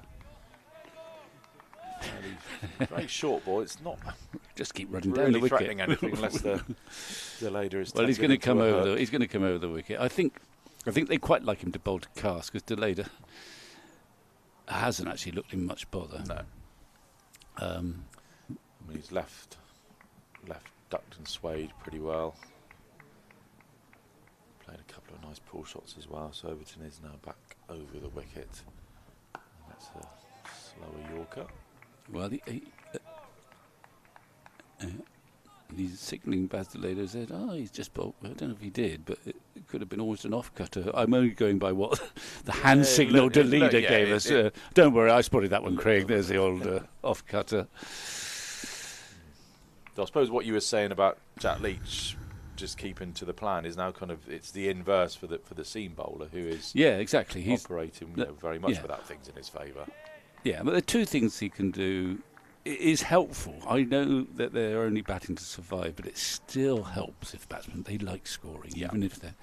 So you would want, as a spin bowler with the seamer at the other end, for him to sort of keep the momentum, keep the pressure on of not scoring. I know that's not their highest priority, but most batsmen like it.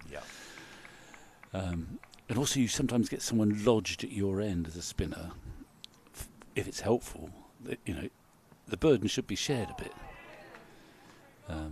If you get someone trapped at your end for a long time and they're not scoring and you're beating him now again, they get a bit edgy. Anyway.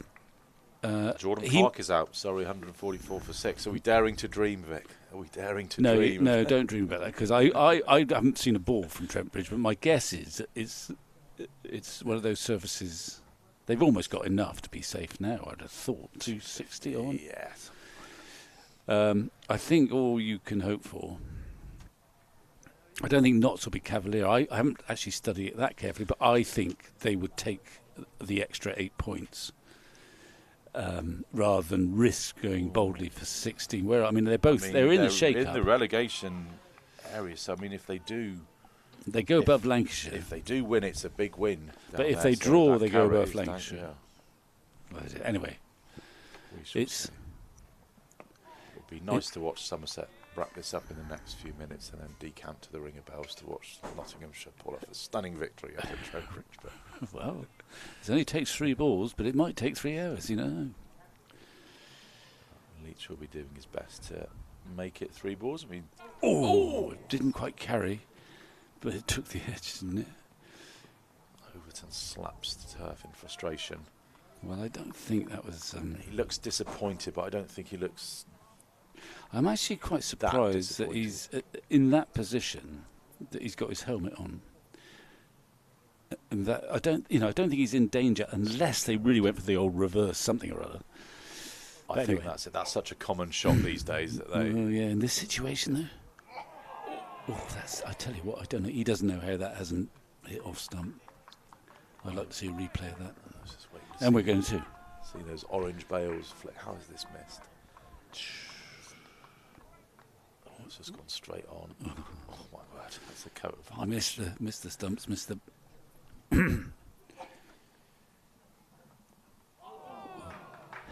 I think he may have got a little tickle onto it if we can have another look at the replay. We caught it, didn't he? I don't know. I think he... I don't think he caught it, so I don't think he tickled it. I think they'd have appealed. Yeah, I think they would have.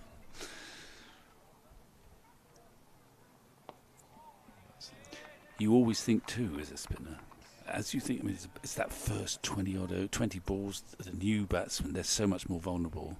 Just getting used to what's happening out there. And Jack, to be fair, he's right on the money. Beaten the outside edge once. Yeah, when you first come to crease, there's nothing better than... How did that get there? I'm not sure. I always find it funny when you've got a fielder wearing a helmet and the ball's gone somewhere and they're not sure it was, and they put their hands on top of the helmet to protect. Okay, that's turned. I mean, this is quite an examination for James Rue, because we haven't had many turning pitches on here. I mean, that's turned quickly and too much, really. This is where you can have Archie Vaughan now. James Rue remains with his helmet on, so we are going to see Archie Vaughan. I mean, it's almost ancient history now, but 2 great players. That's sort of reminiscent of Knott to Underwood, who Knott was fantastic, especially if it was a wet pitch, of riding the extra bounce that suddenly Underwood would get, and he loved the challenge too, and it was wonderful to behold, unless you happen to be batting. To watch that pair on a turning pitch, not relish the fact that some of them will be coming up shoulder high. Now then, so all sport, you've got to be up for the challenge, and I think it's credit to Rue's wicket keeping that for the last year and a half he's been doing the job. He hasn't. No, he's been terrific. He is. I mean, we don't focus on his keeping much because he bats so well. But in fact, and he's not a sort of beautiful, silky keeper particularly, but he's missed very little. Doesn't make a lot of, and he's taken some absolute stormers as well. I remember one in the One Day Cup. He took one-handed as Vaughan is on the money straight away. I mean, Knott was a quirky character, and I've mentioned this before probably, but that never stops me mentioning it again. But I once asked him about one of his sort of finest spells as a keeper, and he mentioned Underwood, and he mentioned England playing in Lahore in sort of 38 degrees, and he said he picked that as his one session in the afternoon in the searing heat of Lahore. Underwood bowling throughout that session to right-handed Pakistan batsmen, and he says, I think that was one of the finest exhibitions of keeping that I ever managed. And then he said, and I didn't take a ball. Not a ball from Underwood. Underwood is so... But he said, I was ready to take every one.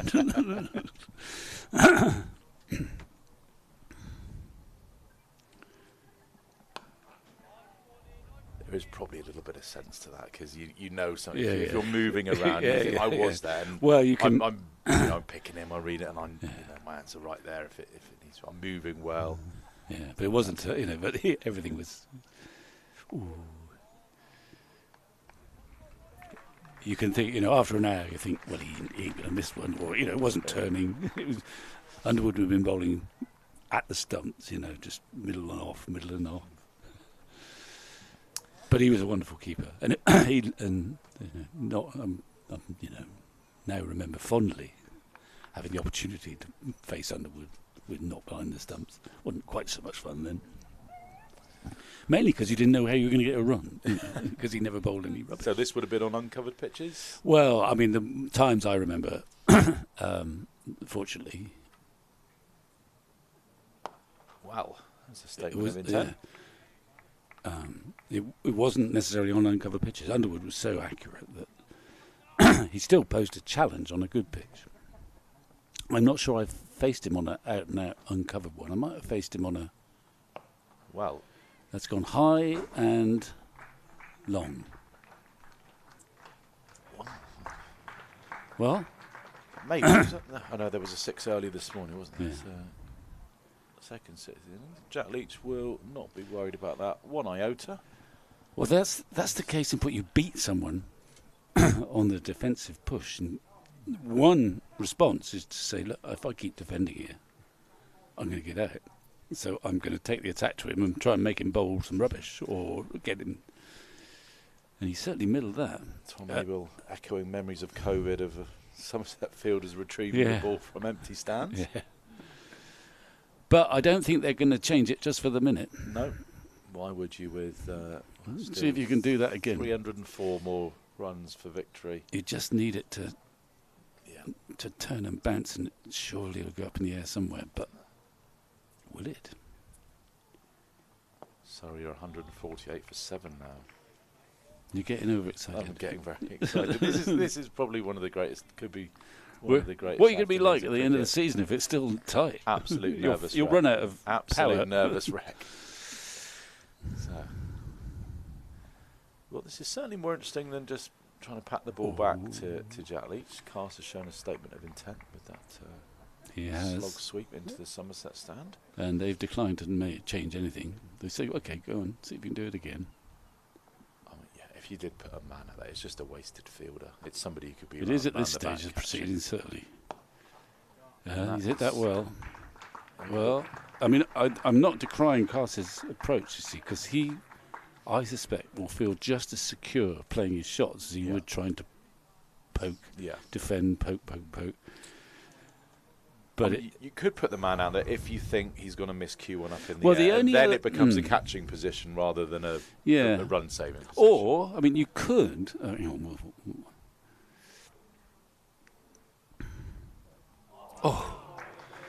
that's turned. I mean, that's what pace is that? I wonder. Quite quick. 52. You could, actually, as captain, legitimately, you'd probably get some flack, but you could put a man out there and say... on the basis that you think he's more likely to get out defending than attacking. Yeah. So I want you to defend, because I don't think you can do it. But I think, first of all, I think Gregory's right to say, OK, come on, it's turning a bit. If you want to keep playing some attacking shots, that's fine, because we think at some point you won't hit it clearly. And that, I think, is the right way to go. But later in the proceedings, if he keeps doing it, you can do it not so much as a negative tactic, but to say, I want to see you defending, because I don't think you're very good at that. You're better at attacking than defending. The target now is Durham need exactly another 300. Now, Josh Davies come on as a sub. I'm not quite sure who for. Well, it's not Overton. It's Gregory, I think. Oh, yeah. Perhaps Gregory's putting his bowling boots on, I doubt it. So. One is staying around the wicket then. Well, Overton's had a pretty good record as captain. He's done a good job as captain. It seems to me. There's when he stood in. Gregory's been terrific, of course. That's going to be 4, I think. It's very smoothly struck. And Josh Davey won't find that one. I mean, Gregory's declaration last night could be one of the Somerset. Masterstroke. It could be. We'll see. Well, I mean, it's looking pretty good now. I think whatever happens, it was a good declaration. But How many have we got on the offside now? 2? yeah, we've had two. Only had 2 for a long time, which is quite difficult to bowl. I mean, sometimes I'm thinking I would like another man on the off, not because again you're fretting about yielding runs, but You want to keep the guy on you strike. you want Vaughan to have, especially if he's bowling over the wicket, you want him not to bowl too straight, i.e. to have the freedom to get that ball outside off stump, turning back in, but the odd one going straight on. Otherwise, if you get a field like that, you're wary of giving it much width. That's all I'm saying. So At least yeah, if 'cause you want to bring if you're the an outside, old curmudgeon, you are. If you genuinely want to bring the outside edge into play, you have to bowl A bit a wider. little than wider this. of the off stump. Yeah. And therefore, you want an encouragement to do so. And one of my favourite, years ago when I played for WA, we had a guy called Ken McClay who played for Somerset, actually, later on. And he bowled away swingers. He was a lovely, no great pace, but he would swing the new kookaburra. And I was stationed at square leg, not fielding the ball very often at all, but I was there to encourage him not to bowl too wide of off stump, and I was very good at that. Yeah. He just needed that person there to ensure that he wasn't starting 3 inches outside of off stump and then going wider. Anyway, here we go. This is the interesting little tussle now. Leach against Cass. The field, as far as I can see, it is Staying. as it was. Oh, how did he hit that there, I think? Probably. We could have kicked it. He was a long way down.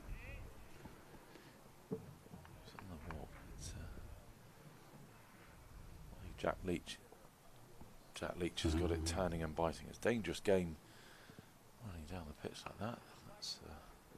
Well, he's stylish. He did get that. It was a bit shorter from Leach.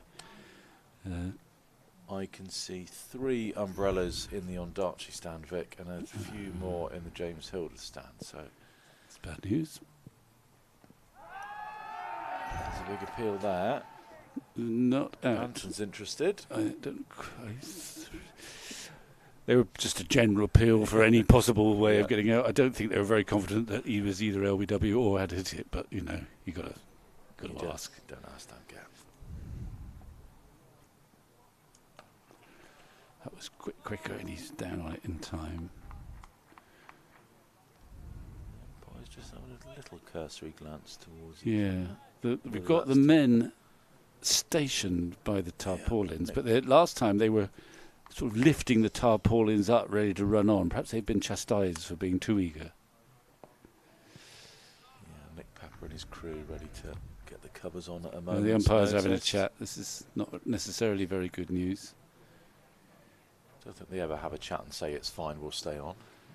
Yeah, they're going. Oh well, it's a frustration. It's not supposed to rain. It's a bit misty and moist up in the Quantocks. It's very, very gentle little spits and spats of rain.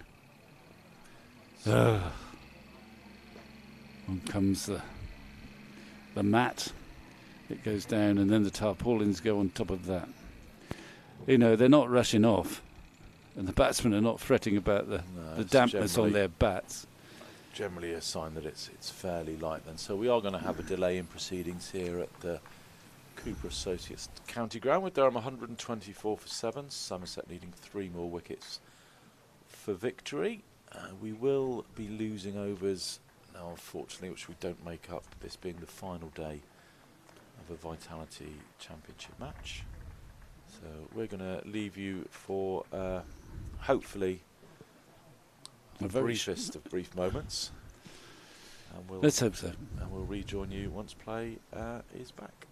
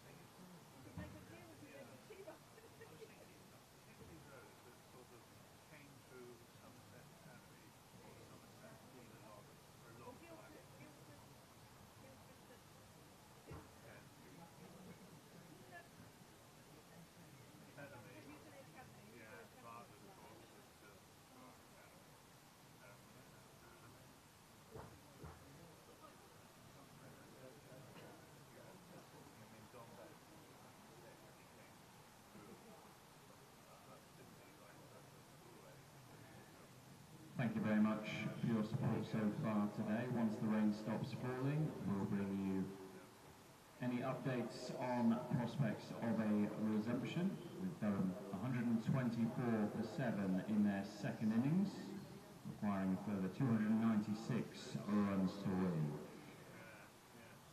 So whilst we wait for the rain to stop falling, let's bring you up to date with scores from around the country. England against Sri Lanka in the second test at Lords.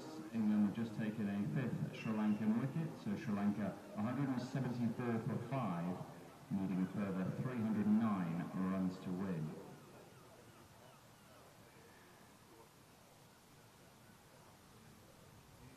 There's a tight finish in prospect in the game at Chelmsford. Worcestershire against Essex. Worcestershire set Essex 184 runs to win. Essex are currently 114 for 6. They need a further 70 runs to win.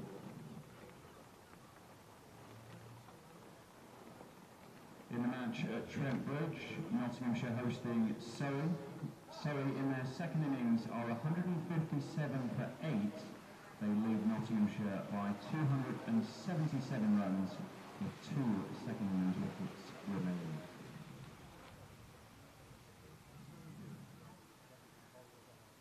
Into Division 2, fourth and final day at Cardiff. Leicestershire in their second innings are 297 for 5. They trail by just 2 runs after Glamorgan made 550 for 9 declared in their first innings.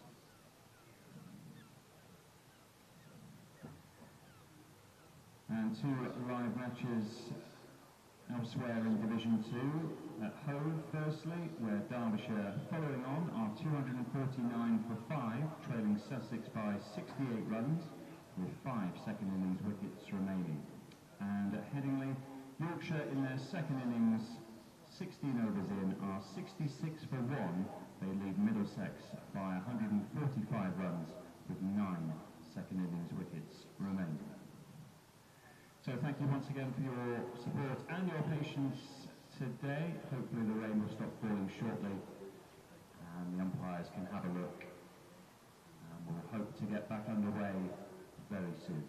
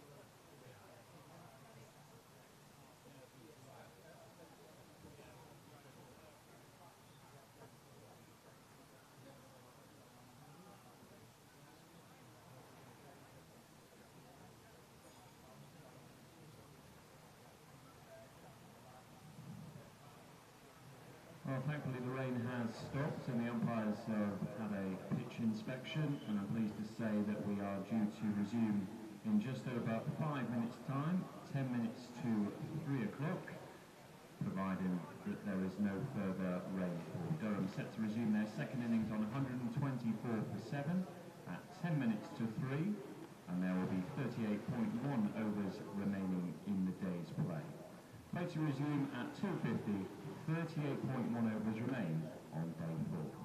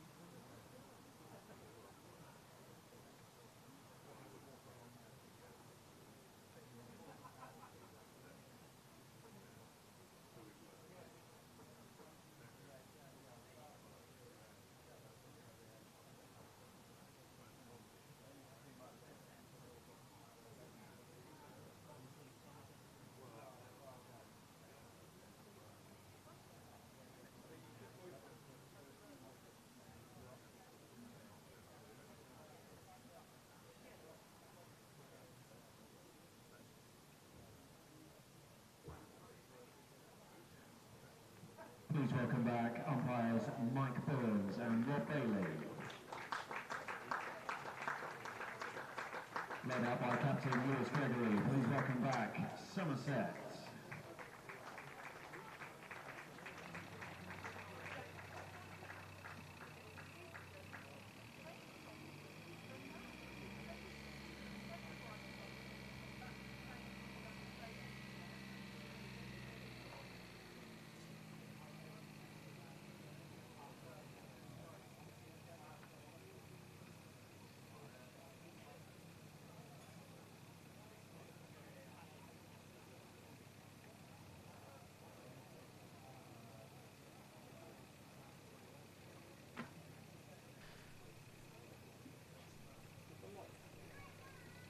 Well, welcome back to the Cooper Associates County Ground, where Ian Shepherd's just reminded me I'm yet to take a wicket. Sale Parry Everett on comms has been the Durham man today.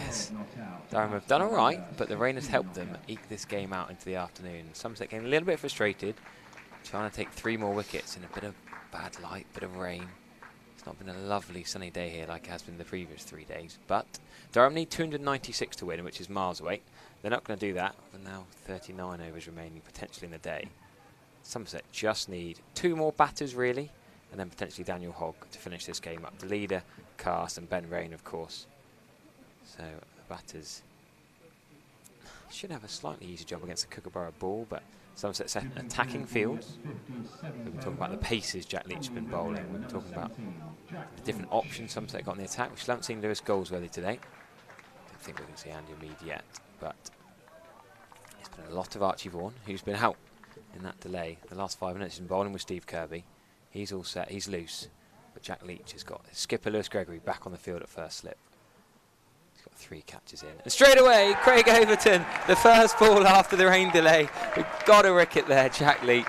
Easy catch that. Craig Overton's taken some screamers of late. That is 2 hands, slight dive forward, and a long rain delay. Ryden Cast lost a bit of momentum. Just poked at that, played some aggressive shots before the rain delay. That's a good ball, an easy catch really for Craig Overton. Well, he makes it look easy. For others it might be difficult, but that's standard for Craig Overton. Well, that might be an instance where the rain delay, seemingly helping Durham, actually did them no good at all. His Cast had batted quite well, with a fair amount of aggression at moments. But he had to start again. Leach got it bang on target, and it did turn, but it looped then gently off the bat towards Gully, where inevitably Overton, I think they sense, what perhaps it's Overton himself or the captain, they sense where is the ball most likely to go. Yeah. Okay, it's there. Get Craig in. Well, we'll put Craig there. They certainly do it in T20 cricket. If they're sort of in the long on area, he's always patrolling there. Probably both ends sometimes. Yeah, he does a lot of miles. In the knowledge that he catches most things. And with Leach bowling, I mean, he's caught probably about 5 or 6 catches now, 6 possibly in this match. That was probably the simplest of the lot, but he caught it. Moving to his right. He had to move a little way to his right, actually, but it wasn't travelling that quickly. Now, Archie Vaughan, who's been practising. He's bowled about 25 overs already this match. Plus the practice overs, plus yesterday's innings. So, rain. They'll definitely want to keep Archie on now because the new batsman, Rain, Ben, who batted really well in the first innings, but he is left-handed, and that adds a bit of spice for Vaughan, who's been more dangerous really against the left-handers, as off-spinners tend to be nowadays. Anyway, here he goes. Andy Mead. He's turned quickly again. I think he's got the back of his leg. That's not a good idea though, because his padding's on the front of his legs. Well, yeah, but do you know how high it's going to go? Probably you do. That's probably on the calf, isn't it? I do remember that. You've got to be grateful for those guys. He was hit on the back earlier today as well. He's just tuning in. He was whacked on the back by one. Oh, he's in a lot of pain. He keeps losing his hat and the back of his trousers as well. Bless him.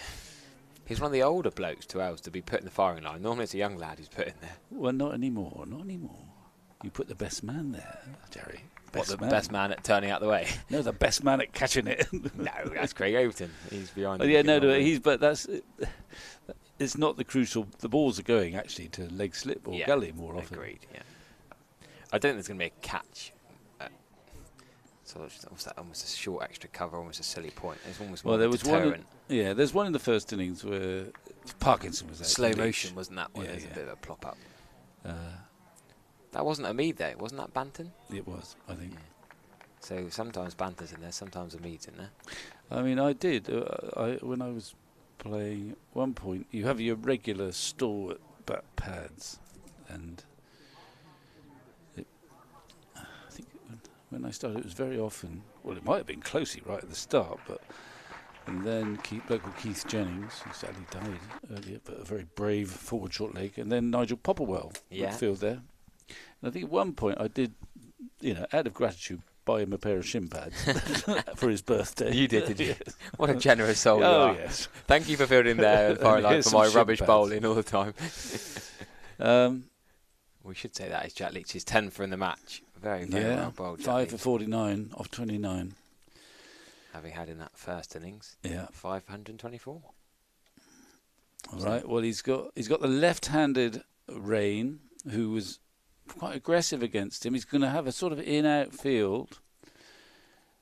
In many ways, Somerset would like these batsmen at other ends. I mean, obviously, Leach can pose a threat to the left-hander, as Vaughan can to the right-hander. But they're just trying to gauge. They want Rain to defend, I think, because they've put some scouts out on the leg side. They sense that his instincts are to attack. He's over the wicket. And he's actually comfortably bumped that one down, just slightly over pitched. Now then, they won't give such leeway to the right-handed leader. The scouts come back in. There's 3 men round the bat. And no one on the boundary now. I'm not sure the leader's faced much of Leach in recent times.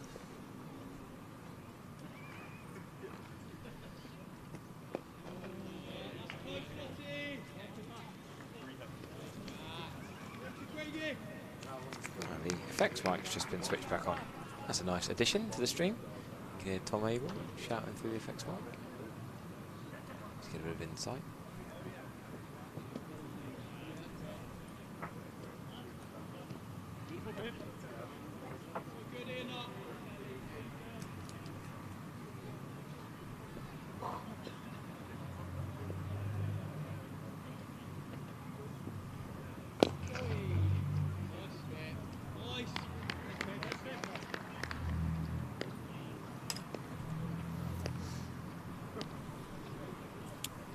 Chatley's twirling away.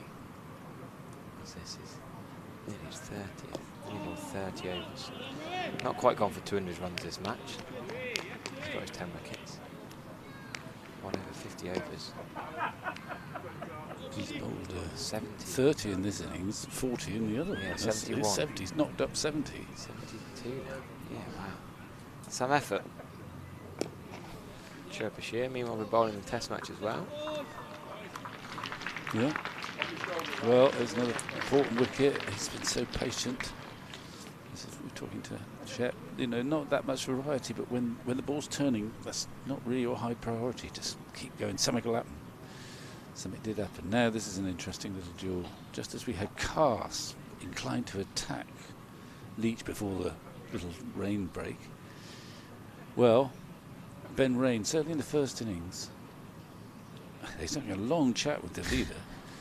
In the first innings, Ben Rain was inclined to be aggressive right from the word go. Lewis Gregory, is working on the basis that he's going to play some big shots from the word go. He's got, actually, slightly surprisingly, he's put a long on out straight away. That's Casey Aldridge. Yeah, does he go 10 off? Yeah, he's a little bit I off mean, the rate. anyway, we'll see what happens. We'll see. Vaughan has looked more dangerous against the left-handers, and here he goes. That's a full toss. That's not going to be too dangerous. Well, you could hit a full toss straight Give down him a Longman's chance, throat. Harry. Give him a chance. Well, he's bowled 25 overs. Not to left-handers lately. He's warmed up with Steve Kirby for 15 minutes beforehand. That's a bit short and wide. Oh, God, I would not like to play in your team with you at mid-off. He's bowled 10 maidens. You're a very old-fashioned coach, That's too full. That's too short. That's too full. That is too full. You're right, but come on, professional cricket, they don't normally need 3 looseners having just warmed up for a while. Give him 1 loosener. He's bowled really well in the match generally. 20 overs, 10 maidens, 2 for 39 in the first innings. Getting a bit tired, maybe. You're a coach born in the 1960s, or playing, it seems like. You've got to take the positives, Harry. Oh, I'm fed up of hearing that. That's all they say on a Saturday thing. Well bowled. That's the thing. But not in a patronising way. It's suppose I am technically older than Archie Bond. I don't know if I'm going to be patronising professional.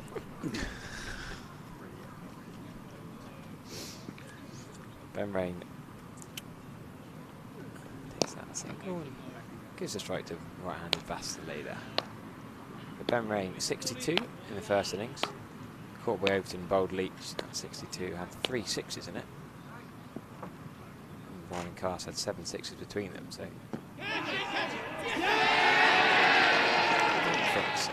I'm on the umpire's side there. I don't think there's any bat before the pad. Difficult to tell from this distance. There were noises. There were a few noises, but it's given not out. We'll have a look whether it'll be conclusive. Down he goes. Good on. Probably not. Yeah. Kicked off the knee. Needed to visibly brush the glove or the inside edge, and it doesn't look like that's the case, but it turned nicely. That's what the bat pad's there for. But now then, more interestingly, Ben Rain. Craig and Lewis, you just hear them say, "Did he hit that?" Chatting between themselves in the slips. That is terrible. Somerset getting a bit overexcited here, I think. I don't think the bat was near that. That's what, 5 pad? Look, umpire only gets 1 look. We can have a couple looks up here. I think that's straight off the 5 pad. Okay, what about the LBW shot? Bit high and outside the line off stump. Okay, you're probably I'm not right. a great umpire, but You're probably right. mid wicket. Steve Kirby right next to him. I think Tom Lamberby has just been adjusted, a bit squarer. I'm mildly surprised that they put so many scouts out so early, but still. He's batting about 3 inches outside off stump. Trying to access the leg side and nullify the spin. A catch straight. That's out. That is out this time. And he's furious with himself. Yeah, maybe just a bluff. You know, play on his ego. Is he going to play the big shot between them? Well, no, he wasn't going to. I think what they reckon, and it's a perfectly reasonable. Although I haven't said that, I'm slightly surprised. There are some players, especially when they first come in, they don't really trust their defence. Yeah. And therefore they want to play big shots to get going. And he would, by the field setting, he's denied that because there's 3 men on the boundary. So he's got to defend. But starting off straight away, he doesn't really like defending. And that's almost, and so he's caught between 2 stools. In the first innings, when he played really well, he was aggressive to start with. And then if you get by for about half an hour, 20 minutes, and you suddenly find yourself on 21, then very often you start to think, hang on a minute, I can defend here safely. It's happened at the highest level. There was a phase when Moeen Ali against spin, utterly against Nathan Lyon, utterly frenetic at the start of his innings. Yeah. And you thought, what's he doing? And he probably was, you know, not playing sensibly, but you can understand the mental process. He didn't feel confident that he could defend him safely, so he attacked. And it looked very, very sort of ridiculous that he'd be attacking so much. If he gets through the first 20 minutes, then gradually the confidence comes that I don't think I am going to get out defending, and you play in a more normal fashion. Anyway, rains out. I think that's where we're going with that. That's why they had the 3 out. You see Dan Hogg, the big right arm seamer. Okay, well, this big man come to the wicket. He's surrounded by a whole range of people. Actually, I'd have a bat pad as well, but it's not quibbling. He's got 6 for 50 now. Jack Leach. Hogg is surrounded with 4 men on the offside. Here comes Leach. That's it. That's it. It's all over. It's an absolute peach.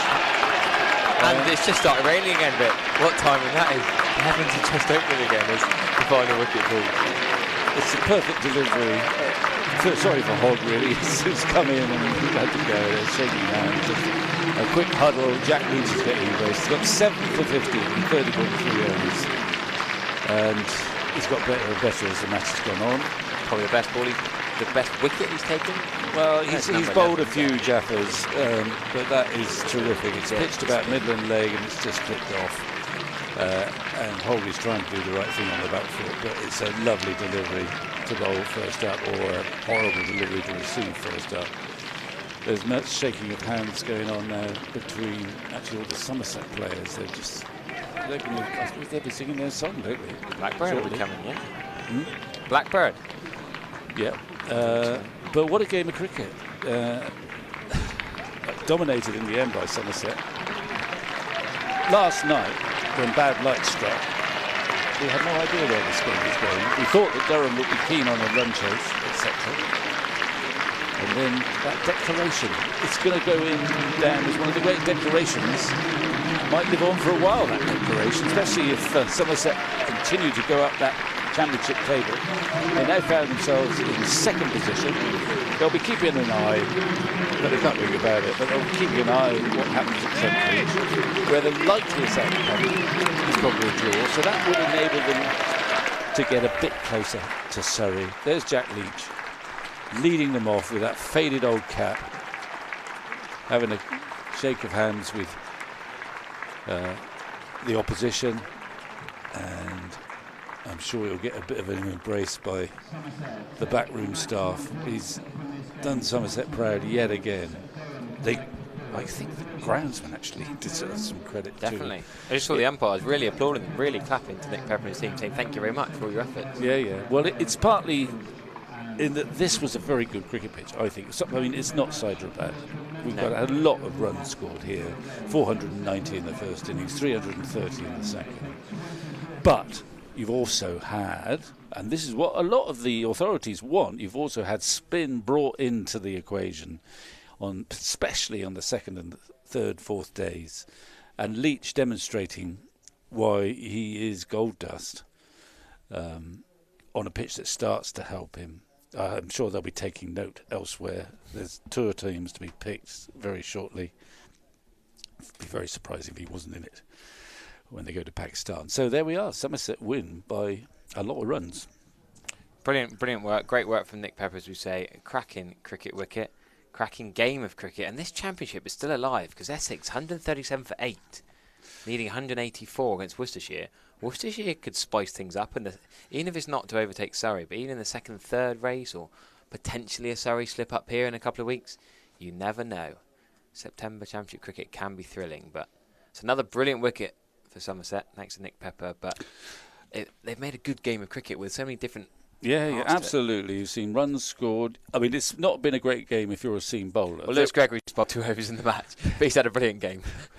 Well, no, 2 overs. Yes, he has. 2 overs. You're right, and he's batted for about half an hour. But he's been the maestro pulling the strings. The other person, Leach is my man of the match, if there was one. Definitely, yeah. But you've got to say, well done, Archie Vaughan, who's bowled a 21 lot of overs, overs. 10 maidens, 2 for 40 in the second innings. Yeah, 3 wickets in the match, but offering significant assistance, taking important wickets in his first game out. Bear in mind that he's sort of been categorised as a batsman who bowls a bit. Well, you're going to bowl a bit more now. Yeah, he might change that role. And the other outstanding contribution, I suppose, and we say it routinely, was Tom Abel getting those runs in both innings, but especially in the first innings. First innings runs so important. So, a lot of cheerful people at the County Ground at Taunton, doing their level best to keep this championship alive. We'll be back. There's a big game coming up, you know. Well, this is the great thing for Somerset. Yeah. At the moment, every day is a big day. The quadruple's alive, Vic. The quadruple, if you like. For the moment, it's Northampton coming up on Thursday, T20 quarter-final. Goodness knows who they picked for that, but I can't remember what the T20 team is, but it'll be basically the T20 team in action. And then back here for Surrey. Yeah, the big one. Well, we'll look forward to that. Do we keep going, or should we say goodbye? We'll probably say goodbye. We've got a few people still there saying thanks to the great stream, excellent comms. Thank you very much to Michael in the USA, to those of you in the ground, to those of you watching more locally. Thank you very much for your support and views. And yeah, we'll be back for the Surrey game. I'll be up at Wantage Road on Thursday. And don't forget Trent Bridge for the One Day Cup final a couple of weeks after that. That's not until I think it's the 22nd of September. There's an awful lot of cricket to play before that. The championship, though, it's still alive. That's great news.